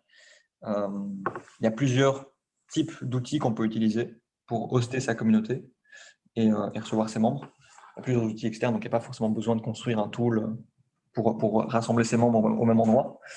Il y a Facebook. Donc Facebook, vous pouvez créer un groupe Facebook tout simplement et rassembler vos membres dessus. L'avantage de Facebook, c'est le nombre d'utilisateurs. Donc quasi tout le monde est sur Facebook. Il n'y a pas besoin de créer une nouvelle habitude parce que les gens, ils vont naturellement dessus. Donc, quand ils vont aller sur Facebook pour checker leur feed, ils vont naturellement avoir tendance à voir les notifications du groupe que vous avez créé. C'est une fonctionnalité qui est mise en avant et qui va être de plus en plus développée et ça permet de faire des publications longues, bien structurées. Le problème, c'est que c'est quand même une plateforme qui est un peu vieillissante et qui n'est pas idéale en B2B parce que les gens doivent partager leur profil perso. Donc ça, il faut le garder en tête. Un exemple à ce niveau-là, c'est Lemlist. Est-ce que je peux cliquer ? Lemlist, donc startup bien connue en France, complètement bootstrap. Ils ont créé un Lemlist Family, donc un groupe Facebook où il y a quasiment 20 000 membres, où les gens peuvent poser leurs questions par rapport à l'outil, ils peuvent demander des conseils par rapport à l'utilisation, ils peuvent challenger les campagnes de mailing qu'ils font avec Lemlist, voir si les autres personnes de la communauté peuvent les aider. Et donc, ils ont décidé de faire ça sur Facebook et on voit que c'est quand même assez actif. Hein. Donc, il y a un post qui a été fait il y a 4 heures, un post qui a été fait il y a 1 heure, 1 heure également. Et surtout, les membres réagissent à ces commentaires. I'm in. Voilà. Là, lui, il est admin, justement. Donc, ça, c'est bien actif. Tu as des contenus. Voilà, ça marche assez bien. Ça marche assez bien pour eux. Et tu sais comment ils sont arrivés à avoir 20 000 membres? Parce que c'est pas si vieux que ça, Lemlist. Lemlist, c'est 2018, 2017, si je ne dis pas de conneries. Donc, ça fait 4-5 ans. Je crois que Guillaume est une machine et qu'il a vachement bien bossé. Mais c'est vrai que ce serait intéressant de creuser, de voir un petit peu comment est-ce qu'ils ont fait. Après, un truc, c'est qu'il n'y a pas du tout de friction pour rentrer. Tu prends l'exemple de CFO Connect, tu as vraiment une sélection qui est faite où tu dois être CFO, 5 ans d'expérience. Lemlist, je ne suis pas client, j'ai juste demandé à rejoindre le groupe. On a 2 questions, ils m'ont laissé rentrer. Il y a beaucoup moins de friction pour rentrer dans le groupe Facebook que pour rentrer dans une autre communauté. Et c'est gratuit, évidemment. Donc, voilà. Et même, je pense que sur les 20 000 membres, je ne sais pas quel est le pourcentage d'actifs, mais Mais ouais. C'est-à-dire que la taille de la communauté ne fait pas tout, quoi. C'est beau d'avoir 20 000 membres, mais combien sont engagés, combien interagissent, etc., c'est aussi important. Chez nous, on n'a jamais 20 000 membres, mais on en a 220, 250. C'est une galère pour trouver un sujet. Enfin, ça ne manque pas, quoi. Je trouve que le nombre de membres, c'est un indicateur qui est un peu trompeur. Parce que oui, tu peux être un peu en mode vanité et dire oui, on a 20 000 membres. Ouais, mais tu peux avoir une communauté qui est hyper solide à 250 et qui marche très bien, tu vois. C'est comme Kevin Kelly qui dit qu'il te faut 1000 vrais fans pour faire une boîte qui fonctionne et qui sont prêts à acheter ton produit. Justement, est-ce qu'il y a des indicateurs pour voir si on est dans le bon quand on crée une communauté, du style la durée, est-ce qu'on est assez rapide, est-ce que le nombre de membres, là, apparemment pas, mais est-ce qu'il y a des critères qu'il faut, des KPIs comme ça qu'il faut, qui est bon aussi pour voir si on est dans le bon ou si on ne fait pas les trucs à l'envers, quoi. Il y a, pour moi, il y a différentes choses. Il y a d'abord le feedback direct que tes membres vont te donner quand tu vas leur parler. Est-ce qu'ils sont contents? Est-ce qu'ils te disent naturellement qu'ils sont contents de faire partie du groupe? C'est vraiment du retour qualitatif. Tu as l'engagement, donc tu peux voir un petit peu si les membres sont actifs ou pas, est-ce qu'ils posent des messages, est-ce qu'ils réagissent, est-ce qu'ils viennent aux événements. Tu vas avoir la réaction des membres quand tu vas leur présenter la communauté. Est-ce qu'ils trouvent ça intéressant? Est-ce que tu as un aha moment au moment où tu leur présentes la communauté? Est-ce qu'ils comprennent la valeur que ça a d'en faire partie? Moi, c'est vraiment les 3 ingrédients que j'utilise pour voir si je suis dans la bonne direction ou pas. Et surtout, je vais aussi aller chercher du feedback auprès d'autres créateurs de communauté pour voir s'ils trouvent que je fais du bon boulot ou pas. Donc avoir un avis externe d'autres professionnels qui sont dans la même thématique, c'est vachement utile. Et pour ça, il y a une boîte qui s'appelle Communo qui est vachement bien. Donc moi, j'ai fait ce programme, d'ailleurs, on est dessus, il y a Sortlist qui est là. Il donne une formation, donc un programme complet de 6 semaines. Quand tu fais ce programme, tu accèdes à un Slack avec d'autres créateurs de communauté et tu peux poser tes questions sur la communauté que tu es en train de construire. Je peux montrer, je ne sais pas si on voit ça. Ouais. Tu as ici, tu as le Slack de Communo où tu peux poser des questions. Typiquement ici, Anne-Céline, elle demande est-ce que LinkedIn, c'est bien pour faire un groupe et animer sa communauté? Puis tu as Alexandre qui dit ouais, mais personne n'utilise les groupes LinkedIn, donc évite, quoi. Tu vois, donc ça, c'est aussi un moyen de... Ok, c'était 6 semaines en présentiel tous les jours? Remote. Mais... Remote. Time. Non, pas full time. Donc une séance en remote le vendredi midi. Et la semaine, tu as des exercices pratiques à faire, du style créer ta landing page, retrouver tes premiers membres, organiser un premier événement. Donc tu as des exercices pratiques et des délivrables à respecter. Et tu dois montrer le vendredi midi que tu as fait tes devoirs et ça t'oblige à avancer, quoi. Ok. Ouais. Et donc ça, c'est vachement bien comme Tu l'as fait sur le sujet Sortlist? Ouais. Donc quelque part, ça t'a aidé pour... complètement. C'était C'était du taf, quoi. Ah oui, complètement. Et c'était quoi le prix? Là, c'est 1 200 € pour 6 semaines. Et donc, tu vois, tu as 6 semaines, 3 heures de cours de formation, 3 heures de cours par semaine, 1 heure d'atelier en visio par semaine, avec tout le programme. Donc, les bases de sa communauté, valider sa stratégie de lancement, choisir les bons outils, développer, faire grandir sa communauté, scaler l'animation de la communauté et les stratégies des meilleurs community builders. Et donc, tu vois que là, tu as une prochaine cohorte qui a lieu en mai, du 16 mai au 24 juin, et le tarif, c'est 1 250 ou 3 fois 500 €. Mais ça vaut vraiment le coup. Honnêtement, moi, je l'ai fait. C'est un bon investissement. Ouais, clairement. J'en serais pas là où j'en suis aujourd'hui avec Sortlist et la communauté Sortlist si je n'avais pas suivi ce training. Donc ça, c'est une manière un peu de vérifier si on fait du bon boulot et voir si on est dans la bonne direction ou non. Oui, et appartenir à la communauté aussi derrière, quoi. Ouais, clairement. Parce que ça te permet d'évoluer. Tu peux tout à fait. T'es pas dans... Voilà, ça. Clairement. Un bon investissement. Est-ce qu'il y a des stratégies aussi pour créer une communauté, de s'appuyer sur d'autres communautés? Ouais. Parce que souvent, tu sais, as des communautés qui existent déjà, qui sont... Est-ce qu'il y a des techniques pour aller essayer de s'appuyer sur des communautés, soit par des partenariats, soit ou des choses à ne pas faire? Tu pourrais intervenir dans une communauté externe pour dire que tu en construis une aussi de ton côté et essayer d'aller chercher les membres. Tu pourrais faire des partenariats, un peu comme 2 blogs vont faire un échange d'articles, par exemple. Moi, je ne l'ai jamais fait, mais pourquoi pas, si c'est pertinent. Pourquoi pas. Ouais, ça dépend du personnel. C'est ça. Donc, groupe Facebook, intéressant. Tu as LinkedIn que j'ai mentionné, mais effectivement, personne n'utilise les groupes LinkedIn. On va éviter. Tu avais les apps de messagerie aussi. Donc, typiquement WhatsApp. L'avantage, un peu comme Facebook, c'est le nombre d'utilisateurs. n'as pas besoin de créer une nouvelle habitude puisque plein de gens ont déjà WhatsApp sur leur téléphone. Je ne suis pas hyper fan parce que ça manque de structure et à partir du moment où tu as un certain nombre de membres, bah, ça devient très vite bruyant. Tu as notification sur notification, les conversations ne sont pas structurées. Machin, il dit ça, puis tu as une autre personne qui dit un autre message. Donc, c'est insoutenable au long terme. Et ce qui se passe en général, en tout cas moi, c'est ce qui se passe, c'est que je coupe les notifications et je ne reviens plus sur le groupe WhatsApp. Pourquoi pas au tout début, mais au long terme, je pense que ce n'est pas tenable. Et c'est pour ça que moi, je suis plus client d'un Slack ou d'un Discord parce que tu peux structurer ta communication selon différents sujets. Slack, ça marche très bien en B2B, en tout cas dans le milieu tech. Les gens sont familiarisés avec. L'avantage aussi de Discord, c'est que tu vas pouvoir attribuer des rôles. En fait, en fonction de l'engagement de tes membres, et ça j'y viendrai un peu plus tard, tu peux attribuer des rôles aux membres de la communauté. Donc, tu peux mettre une hiérarchie en place en fonction de leur engagement, ce qui est vachement cool, puisque les membres peuvent montrer ouvertement, voilà, moi j'ai ce rôle, j'ai ce statut dans la communauté. Petit inconvénient, tu dois potentiellement créer une nouvelle habitude chez tes membres s'ils ne sont pas habitués d'utiliser cet outil. Donc ça, c'est un peu le souci. On a vu plein d'exemples, hein, CFO Connect, Pavillon, Traffic Think Tank qui sont sur Slack. Piano King, donc la communauté de Sofiane Pamar, ils sont sur Discord. J'ai une question par rapport à la communauté et les plateformes, parce que Discord, Slack sont des plateformes. Donc, ça veut dire que tu diriges les membres de ta communauté vers des autres plateformes. Et donc, comment tous les...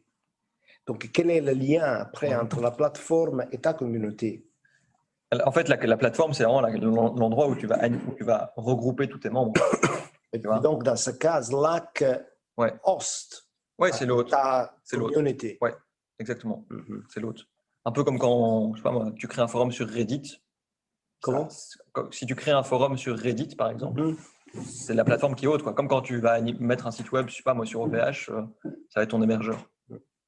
Parce que dans notre cas, c'est donc la communauté, la communauté est hosted sur notre plateforme. Et donc là, quand je te parlais de APIs integration, je te parlais de comment intégrer certaines plateformes dans notre communauté. À voir. C'est un gros sujet. Parce que là, effectivement, tu hostes ta communauté sur Slack, sur Discord. Oui, j'ai pas créé une plateforme. Tu as un backup pour la communauté? Supposons que Slack se casse la gueule. J'ai un CRM. Tu as un CRM. J'ai le listing de tous mes membres. Où j'ai les coordonnées, etc. Tu as leur adresse. Oui, j'ai toutes leurs adresses. Tu as moyen de les contacter. Parce que complètement. Le danger, c'est qu'il se passe quelque chose, que tu dois bouger tout le monde ailleurs et que tu ne saches pas comment les bouger. Non, j'ai un CRM sur Notion. Je peux peut-être le montrer. Il faut un backup parce qu'on est... Notion. Moi, j'ai tout centralisé sur Notion qui fonctionne bien. Et Notion, on n'a pas une plateforme, justement? J'ai le listing des membres, tu vois. J'ai tous mes membres qui sont là, avec chaque fois l'agence, le rôle, l'email et l'expertise. Tous mes membres sont ici. Mais nous, par exemple, dans notre cas, on a un Discord et on n'a pas l'info, en fait. Vous n'avez pas l'info des gens qui font partie du Discord. L'idéal, c'est de créer un onboarding où ils doivent donner leurs infos avant de rejoindre. Si on leur pose juste 2-3 questions pour vérifier que c'est bien des développeurs, parce qu'on ne veut pas que les agences de recrutement aient dessus, évidemment. Mais on n'a pas le mail. L'idéal, c'est de l'avoir. Parce que derrière, tu vas pouvoir leur shooter des mails, tu vas pouvoir leur communiquer des éléments par rapport aux événements potentiels que vous organisez. Et là, tu vas pouvoir demander pourquoi ils n'ont pas. Aussi un petit peu de privacy, comment l'architecture de la governance. Parce qu'une fois, une chose est avoir la plateforme sur laquelle vous hostez, mais l'autre chose est aussi définir votre propre gouvernance pour essayer de communiquer avec votre membre qui sont sur Discord, parce que même sur Discord, il faut qu'ils fassent leur onboarding, non? Parce que le sign-up est sur... donc, il y a cette dichotomie entre les données que vous donnez à Discord et que Discord contrôle et les données que vous devez contrôler afin que vous puissiez quand même communiquer avec votre membre. Donc, parce que cette partie de la gouvernance n'est pas banale. Hein? Pas négligée, Et c'est le jour où il y a un problème qu'on s'en rend compte. Si on n'a pas prévu, on est très embêté parce qu'on n'a pas de solution. Si on peut anticiper, c'est un peu d'investissement, mais c'est moins cher que de devoir réagir à une. Non, parce que on ne peut pas tout faire avec les données que les gens vous donnent. Donc là, c'est un autre élément. Est-ce qu'il y a une plateforme sur Notion aussi ou pas? Un GPD. Slack ou un endroit où les gens peuvent échanger. Non, Notion, pas c'est plus ça, un non. knowledge management tool. Ok, parce que j'avais cru comprendre qu'on pouvait balancer des events via Notion. Il y a d'autres outils que tu peux utiliser, je vais y venir. Tu as des outils spécialisés aussi. Tu as des outils qui ont été développés, parce que Slack et Discord à la base, c'est pas fait pour animer des communautés, c'est les gens qui l'ont utilisé. Slack et Discord sont des messageries. chatting apps. Ouais, exactement. À la fin. Exactement. C'est une façon pour mettre, pour faire communiquer mais that's not what I have in mind quand je parle de community. Ouais. Là, il faut aller sur des autres API integration. Ouais. Mais justement, tu as des outils qui ont été pensés pour animer des communautés. Et il y en a deux ici. C'est Circle et Community, du coup. Ces slides, on va les avoir. Oui, je vous les partagerai, il y aura le replay aussi, tout est enregistré. Sur YouTube. Digital Session YouTube. Tout Bonjour, donc Circle, l'avantage c'est que ces outils, ils ont été pensés pour créer des communautés, donc tu peux faire de la structuration, tu peux construire, ils ont été construits pour animer des communautés, tu as des contenus et du support qui est proposé aux créateurs de communautés. Ce sont des boîtes américaines ou européennes? Le seul problème que je vois, c'est que ça demande de créer une nouvelle habitude chez les membres, quoi. Donc ils doivent avoir le réflexe de se dire, ok, je vais aller sur Circle et je vais aller checker ce qui se passe dans la communauté pour checker un peu ce qui a été partagé. Tandis qu'un Slack, si tu as l'habitude de l'utiliser, tu vas naturellement voir les messages qui sont partagés. Même chose pour un groupe Facebook ou pour un WhatsApp. Là, ça demande d'aller sur Circle. Par contre, l'avantage, c'est que c'est construit pour. Et tu vois que du All-in-One Community Platform pour les créateurs et pour les marques. Et donc, tu as plein d'outils différents que tu peux utiliser pour réanimer ta communauté. Est-ce que ça, tu peux l'intégrer dans ta propre communauté que you host avec toi-même? C'est une bonne question. Je n'ai jamais fait. Parce que moi, je ne vais pas... Je vais à white label. Je vais l'intégrer dans ma propre communauté. Donc, ce que m'intéresse est mettre en évidence ma propre communauté, ma propre brand. Et pas Circle. Ça, c'est en marque blanche. C'est-à-dire que si tu crées ton espace sur Circle, tu pourras mettre en avant clairement ta marque. Voilà, donc on peut le faire. Il y a 3 prix, quoi. Ouais, c'est ça. Premier prix, Circle en grand. Et puis tu as le pricing ici. Enterprise, c'est 400 balles par mois, quoi. Voilà. Ils sont gentils, tu as quand même 14 jours d'essai. Intérêt à vite faire des choses pendant 14 jours pour tout tester. Exactement. Donc ça, c'est pensé pour. Tu vois, et tu peux aller Enterprise, donc tu peux déjà aller jusqu'à 100 000 membres. Bon, déjà avoir une communauté de 100 000 membres, il faut déjà y aller. Déjà en basic, tu as 1000 membres, donc c'est déjà pas mal, quoi. Mais c'est marrant que le basic est payant aussi. Ouais. Dans plein de ces systèmes, normalement, le basic est quasiment gratuit pour justement que plein de gens l'utilisent. Comme ça crée des habitudes. Et ta réaction de dire il faut créer des habitudes, elle existe déjà et tu l'aurais utilisé plus facilement. Mais bon. Ouais. Après, quand tu es investisseur, ils te disent qu'il faut faire payer. Oui, c'est ça. Ils veulent un retour. Donc, c'est bien il faut que ça rentre derrière. Donc voilà un peu pour les outils. Différentes solutions, différentes possibilités. Maintenant, dernière partie du workshop, c'est le fait qu'il faut animer la communauté. C'est-à-dire qu'une fois qu'on a des gens qui sont sur un Slack, sur un Notion, sur un Discord, tu dois animer ta communauté, faire en sorte que tu aies du contenu qui soit là. Et pour moi, il y a 3 leviers principaux que tu peux utiliser pour animer ta communauté et faire en sorte que ça vive. Tu as la création de contenu, la hiérarchisation et créer des relations entre les membres. Ici, ce que je propose, c'est je vais prendre l'exemple de Sort Leaders, donc la communauté que j'ai construite pour Sortlist, et notamment au niveau de la création de contenu. Et ta communauté sur Sortlist, quelle plateforme tu utilises? Slack. Donc, la communauté est hosted sur Slack. Ouais, elle est là. Je peux te montrer. Sort Leaders, donc tu vois, j'ai une 50aine de membres. Donc ça, c'est la communauté sur Slack. Tu as les règles, tu as un canal intro pour que les membres puissent se présenter. Donc là, il y a Tristan qui a rejoint lundi, il se présente. Voilà, j'ai fait l'agence Ingenious depuis 3 ans. Tu as un canal event donc, qui est lié à l'organisation de tous nos événements. Donc, typiquement, là, vendredi dernier, on a fait un événement sur la vente avec Philippe Gilotin, qui est sales coach. Et le sujet, c'était comment faire pour t'améliorer en vente B2B. Donc ça, c'est le canal événement où je partage aussi les replays. Donc, il y a des replays des calls et des notes écrites qui résument le contenu. Okay. Bon, tu vois, ici, toujours sur Slack. toujours sur Slack. Et donc ici, les notes sont sur Notion, où je résume les conseils que Philippe a partagés aux membres de la communauté. Donc ça, c'est sur Slack. Tu as aussi un canal contenu, où on partage du contenu, où les membres peuvent aussi partager le contenu qu'ils ont créé. Donc, tu vois ici, Sydney partage un post LinkedIn qu'il a rédigé. Puis tu as Channel, Job, enfin, tu as plein de channels différents. Et donc les membres sont tous ici. Donc ça, c'est donc le contenu, tu le postes. Ouais, un post là. Ouais. Après, tu as aussi, il est là. Tu as un rôle comme community builder. Complètement. Et donc après, je poste du contenu de manière sporadique sur Slack, mais tout est repris ensuite sur Notion. Tout est repris sur Notion. Donc tu vois, tout le contenu que j'ai partagé sur Slack, il est aussi sur Notion. Donc il y a tous les replays de nos événements. Il y a toutes les notes. C'est quoi Notion? Notion, c'est un outil qui te permet de faire plein de choses. C'est ultra large. C'est incroyable. C'est très dur de définir Notion. Oui, c'est très dur.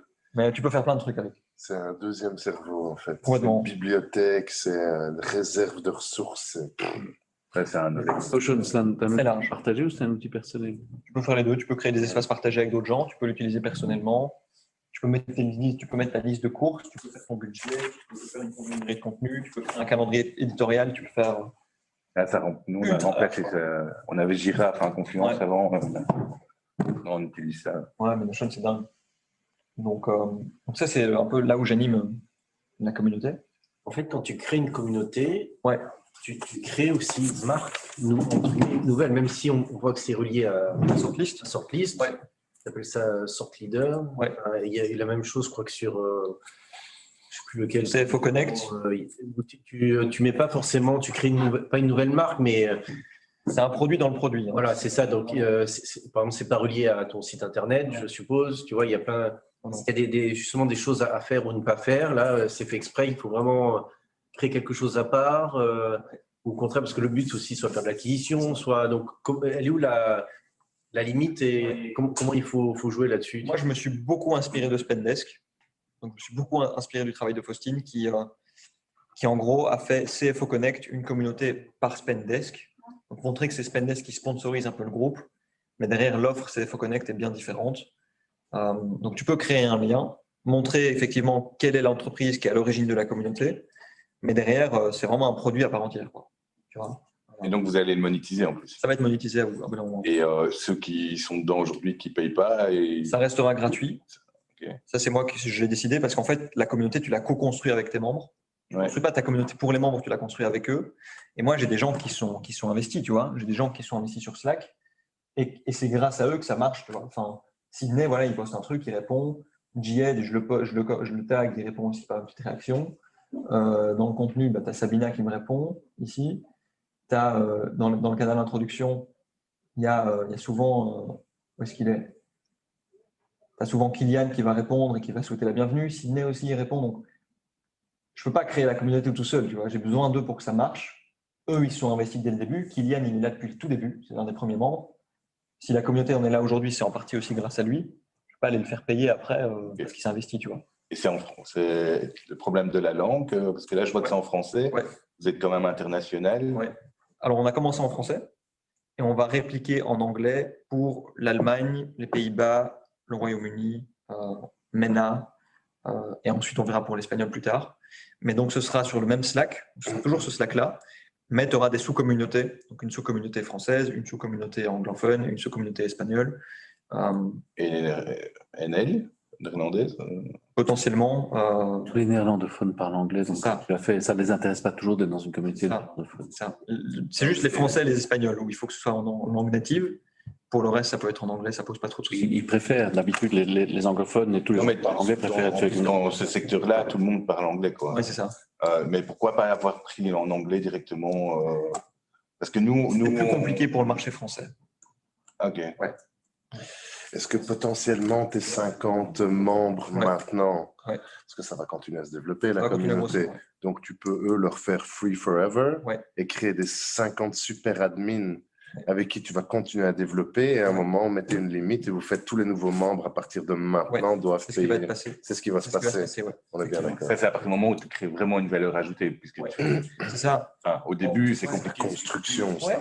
Je vais y venir au niveau de l'offre concrète, mais le truc, c'est qu'au début, moi, j'avais 5 personnes, on était sur un Slack, j'avais rien à vendre, quoi. Rien. Maintenant, j'ai des trucs, j'ai des arguments à mettre en avant où je suis confiant au niveau de la valeur que ça apporte aux gens qui rejoignent la communauté et où je suis plus à l'aise sur le fait de proposer un abonnement payant pour y accéder, quoi. Mais au tout début, on n'avait rien. Mais pour proposer un abonnement payant, tu ne peux pas le faire à travers Slack. Non, moi, tu as un rendez-vous en amont. Hein. Vraiment, après, transférer tout ce bazar sur ta propre plateforme. Non. Ce qui va se passer, typiquement, c'est qu'on va faire un rendez-vous en amont. Donc, on va pitcher la communauté à un membre qui pourrait potentiellement vouloir rejoindre.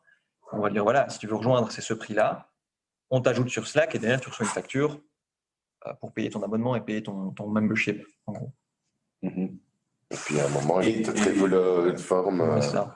Et de finance. C'est le choix maintenant, parce que c'est un côté de la marketplace et attaquer la partie client plus. On pourrait attaquer la partie client, enfin l'entreprise. Mais ici, la volonté, c'était vraiment. En fait, le Sortlist, c'est les agences qui payent un abonnement pour être référencées sur la plateforme. Donc, le chiffre d'affaires a lieu on l'obtient grâce aux agences.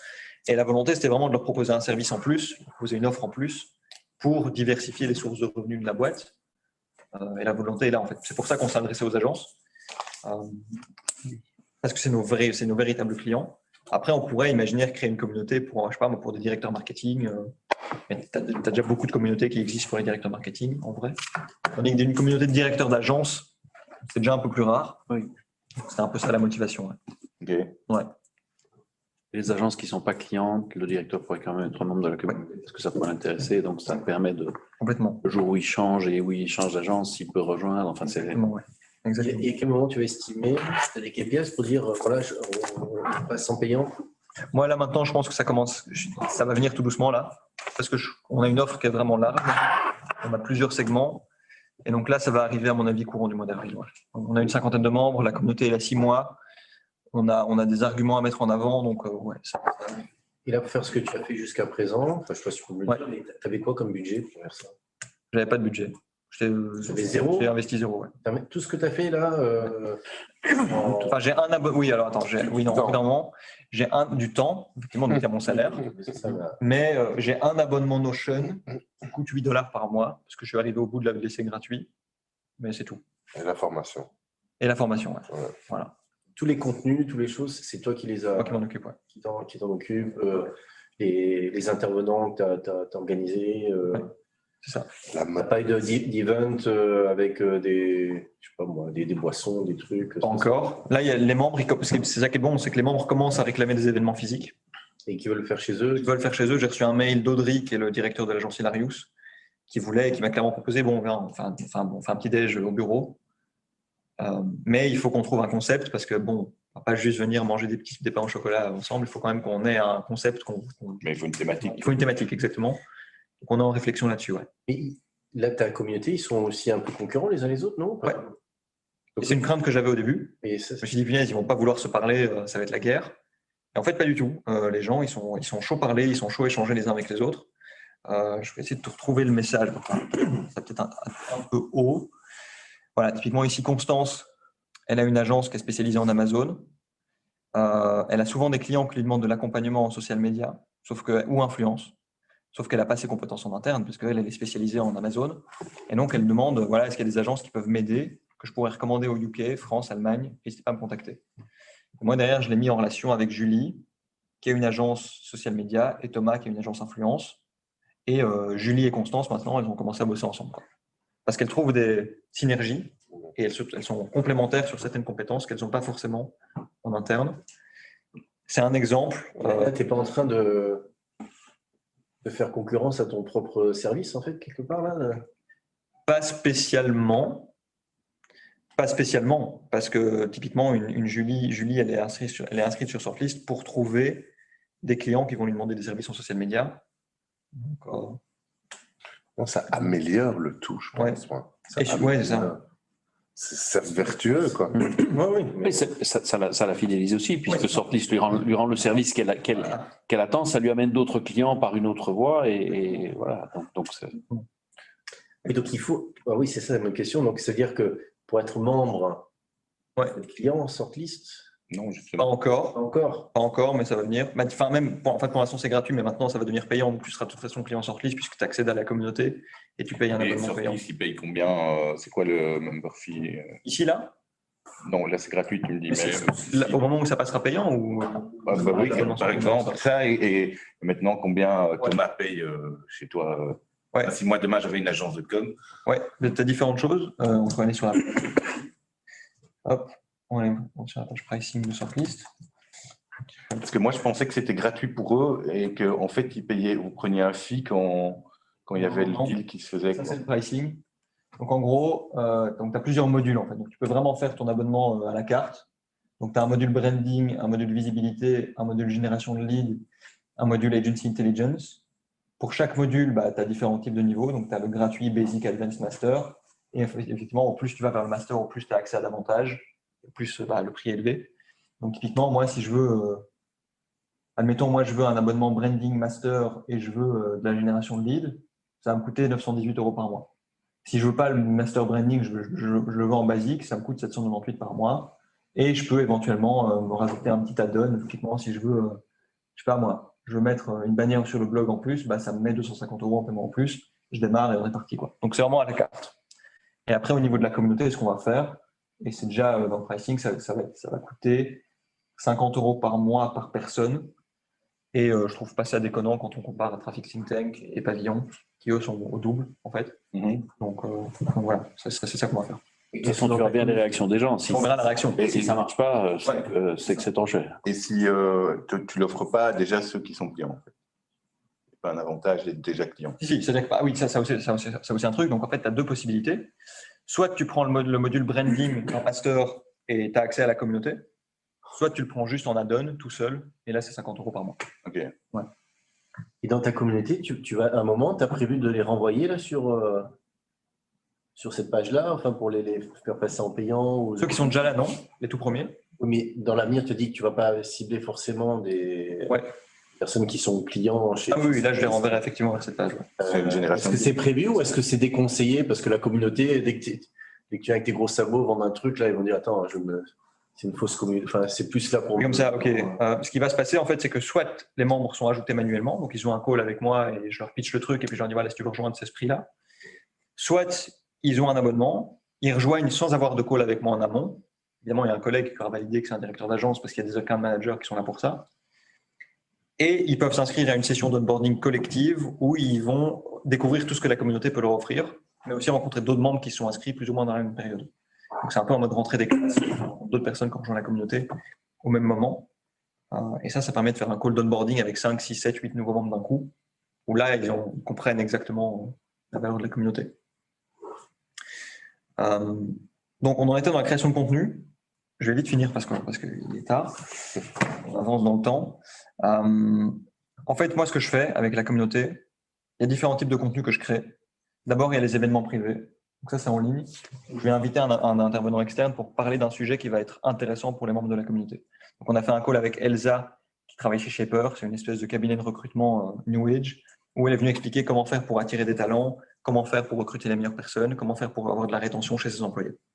On a fait un call avec Mathieu Stéphanie, qui est le cofondateur de l'agence Cosa Vostra, et qui a lancé un podcast qui fait 500 000 écoutes par mois. Il est venu expliquer comment est-ce qu'il a fait en tant que directeur d'agence pour lancer un podcast, le faire grossir, et l'impact que ça a eu sur son agence en termes de génération de leads, mais aussi sur lui en tant qu'entrepreneur. On a fait un call avec Théo Lyon, qui a lancé son agence de social ads qui s'appelle Kudak. Ce mec, il a 24 ans, il a 30 000 personnes qui le suivent sur LinkedIn, et il est venu expliquer comment est-ce qu'il a fait pour construire son audience, comment est-ce qu'il fait pour poster sur LinkedIn quasi tous les jours, comment est-ce qu'il fait pour trouver des idées de contenu, et encore une fois, quel est l'impact que ça a sur son agence de social ads. On peut voir le replay de ça quelque part? Oui, j'allais y venir. Donc forcément, tous les membres de la communauté ne peuvent pas être présents au moment du live. Donc c'est disponible en replay, encore une fois sur Notion, et c'est disponible à l'écrit. Si jamais ils ne veulent pas se taper 1 heure de replay, ils ont un résumé écrit qu'ils peuvent lire en diagonale pour voir les conseils qui ont été donnés. Donc ça, c'est le premier type de contenu. Et comme je le montrais ici, là, on a 5 replays qui sont dispo. Donc ça, c'est déjà de la valeur. Et donc, on a les meilleurs profils, lancer un podcast, avoir une stratégie de contenu sur LinkedIn, comment faire pour avoir un SEO qui cartonne, et là, comment faire pour s'améliorer en vente. On a une bibliothèque qui s'enrichit. Et donc ça, c'est uniquement disponible pour les membres. Tu ne mets pas ça publiquement. C'est ça. Typiquement, là, ce qui s'est passé, je peux le montrer. J'ai fait un post LinkedIn pour montrer l'événement qu'on a fait vendredi dernier. Donc, j'ai un peu teasé le truc, quoi. Donc, j'ai posté un extrait, voilà, ici. Donc, du call qu'on a fait avec Philippe, où il partage rapidement des conseils sales. J'ai fait une minute d'extrait. Il y a des gens qui m'ont envoyé des messages pour rejoindre, tu vois, j'ai des messages. Mais, tu vois, il y a ce mec-là, par exemple, il m'a demandé l'extrait. Il ne fait pas partie d'une agence. Bah non, tu n'as pas accès, quoi. Parce que je veux créer un sentiment d'exclusivité. J'allais te le demander aussi. Si je commence à le partager à tout le monde, bah, ça tue l'effet que je veux créer, quoi. Donc, et donc, il y en a plusieurs comme ça. Et donc, mais du coup, c'est très dur pour moi parce que j'ai du mal à dire non. et du coup, là, j'ai vraiment l'impression d'être méchant, mais j'ai pas le choix. Donc c'est disponible en replay et à l'écrit. C'est un premier type de contenu qu'on crée. Et après, je fais aussi de la curation. Donc, tous les vendredis, je vais partager 5 ressources aux membres de la communauté. Donc, typiquement, ceux qui ont des développeurs dans leur équipe, je partage un forum, Stack Overflow, qui est un forum dédié aux développeurs où ils peuvent poser des questions et s'entraider. Il y a aussi des agences e-commerce dans la communauté. J'ai été leur trouver 15 templates de SMS et de messages WhatsApp qu'elles peuvent utiliser pour faire de la rétention de clients. Donc ça, c'est 5 ressources que je partage tous les vendredis. Et derrière, c'est encore une fois repris sur Notion. Et donc, en fait, tu as une bibliothèque de contenu, par exemple, une bibliothèque de vidéos avec plein de sujets différents auxquels les membres de la communauté peuvent avoir accès. Donc, comment faire pour créer un calendrier de contenu, comment faire pour s'améliorer en prospection, pourquoi le futur du e-commerce sera en live. Tout ça, c'est du contenu externe que je trouve pour les membres de la communauté et qui peut les aider dans le service qu'ils proposent à leurs clients. Donc ça, c'est la création de contenu que tu peux utiliser pour donner un sentiment d'exclusivité à tes membres. Et derrière, tu peux utiliser ce contenu pour promouvoir ta communauté, comme je l'ai fait sur LinkedIn en montrant des extraits, pour un peu teaser et donner envie aux gens de rejoindre. Tu as ensuite la hiérarchisation. Donc en fait, tu peux créer une hiérarchie au sein des membres de ta communauté et récompenser ceux qui sont le plus actifs. Enfin, ça joue vraiment sur le fait de vouloir grimper l'échelle de la communauté, grimper l'échelle sociale. Parce que si tu t'engages, tu auras un meilleur statut dans la communauté et donc ça te donne accès à des avantages auxquels les autres membres n'ont pas accès. Traffic Think Tank, ils font. Donc, ils ont un Community Rankings. Et je l'ai aussi fait pour la communauté de Surflist. Donc, j'ai un leaderboard. Je peux vous montrer. Oula, ça ne peut pas effacer. Donc, en fait, en fonction des actions que les membres prennent, ils gagnent des points. Et puis, quand ils atteignent un certain nombre de points, ils atteignent un certain statut. Et ce statut leur donne accès à des avantages. Donc, typiquement, on va mettre, par exemple, participer à un événement de la communauté, tu gagnes 50 points. Répondre à un message qu'un autre membre a publié sur Slack, tu gagnes 10 points. Et donc, par exemple, ici, tu vois, j'ai mon listing. Marie, elle est Power Member. Camille, elle est Active Member. Puis j'ai des lurkers, donc qui sont un peu plus passifs. Puis j'ai ceux qui ont rejoint récemment et qui n'ont pas eu le temps encore de grimper dans l'échelle. C'est pas automatique. Et voilà. Pas encore. Comment tu fais pour... Il y a derrière, Justement, ça, c'est pas automatisé. Traffic Think Tank, ils ont codé un truc sur mesure. Donc, eux, ils ont réussi à automatiser. Tu es en train de regretter d'avoir fait tous les petites interventions différentes avec des points différents. Exactement. C'est-à-dire, si j'aurais su, j'aurais pas fait comme ça. C'est gérable avec 20, jusqu'à 50, ça va. Là, aujourd'hui, ça commence à devenir badant. Mais tu as cet outil, ils sont encore en bêta et ils viennent de lever 50 millions, donc ils ont de l'argent, qui normalement va pouvoir permettre de l'automatiser parce que eux, ce qu'ils font, ils sont visuels. Et donc, tu l'intègres dans ton Slack. Exactement. Donc, eux, ce qu'ils font, ils vont choper toute la data et ils te mettent ça sur un seul endroit et tu peux voir, voilà, super user, comme ça. Mais j'attends, parce que c'est en bêta, Et donc, j'espère qu'ils vont pousser pour le développer. Tu vois, ils ont fait leur levée de fonds, là. Donc, tu ralentis les entrées pour... Non, attendez 15 jours, ça va pas aller. Il faut que je fasse évoluer le leaderboard. Mais donc, tu as plusieurs possibilités. Mais en fait, le truc, c'est qu'il faut réussir à choper la donnée qu'il y a sur Slack, faire une intégration. Enfin, il faut rentrer dans le technique et j'ai pas ce profil-là. Mais là, c'est 2 full-time que tu fais. C'est ça. Parce que le contenu, le suivi, du taf, la comptabilité c'est du taf. Les stagiaires, ça sert à quoi les stagiaires? Mais les stagiaires, ils vont te mettre des bâtons dans les roues. C'est ça. C'est du management. Voilà. Mais donc, et l'avantage en fait de ce truc-là, donc déjà, tu vas savoir qui sont les membres les plus actifs. Mais surtout, ça va leur donner une motivation supplémentaire pour s'engager et être plus Quels sont les genres d'avantages que tu donnes après Moi, ce que je fais, c'est de la co-création de contenu. Donc, typiquement, il y a 2 types de contenu que je co-crée. Je co-crée un podcast avec les membres. Donc, je leur donne la possibilité de s'exprimer sur des sujets qui sont pertinents pour eux. Et je fais des lives sur YouTube. Donc, en fait, je m'occupe... Avec tous les membres, ça, ou bien il faut être déjà haut dans le ranking? Il faut être haut dans le ranking parce que ça va te permettre de te mettre en avant, d'être positionné sur des sujets qui font sens par rapport à toi et ton agence. Et je peux te montrer un exemple dans les posts que j'ai faits. On va prendre un exemple concret.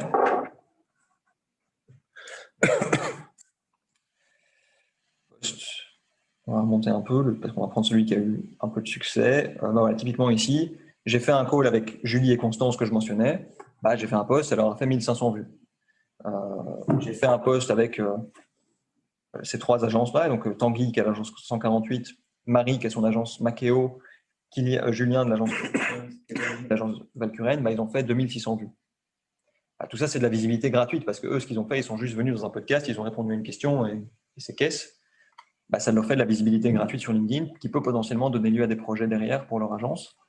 Bah, l'accès à la co-création, elle est réservée aux membres qui sont plus actifs pour les récompenser de l'engagement qu'ils ont eu au sein de la communauté. Donc ça, c'est l'avantage principal.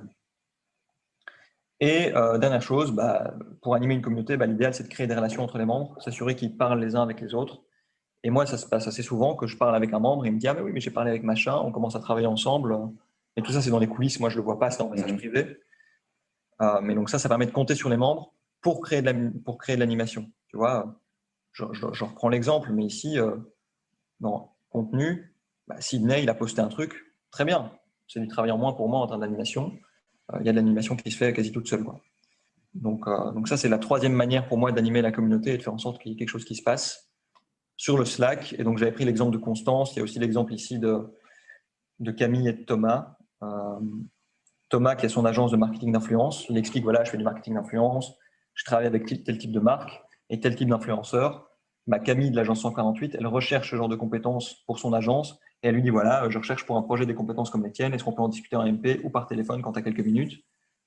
Ils se rencontrent et moi, je ne sais pas ce qui se passe derrière, mais en tout cas, il y a des relations qui se créent.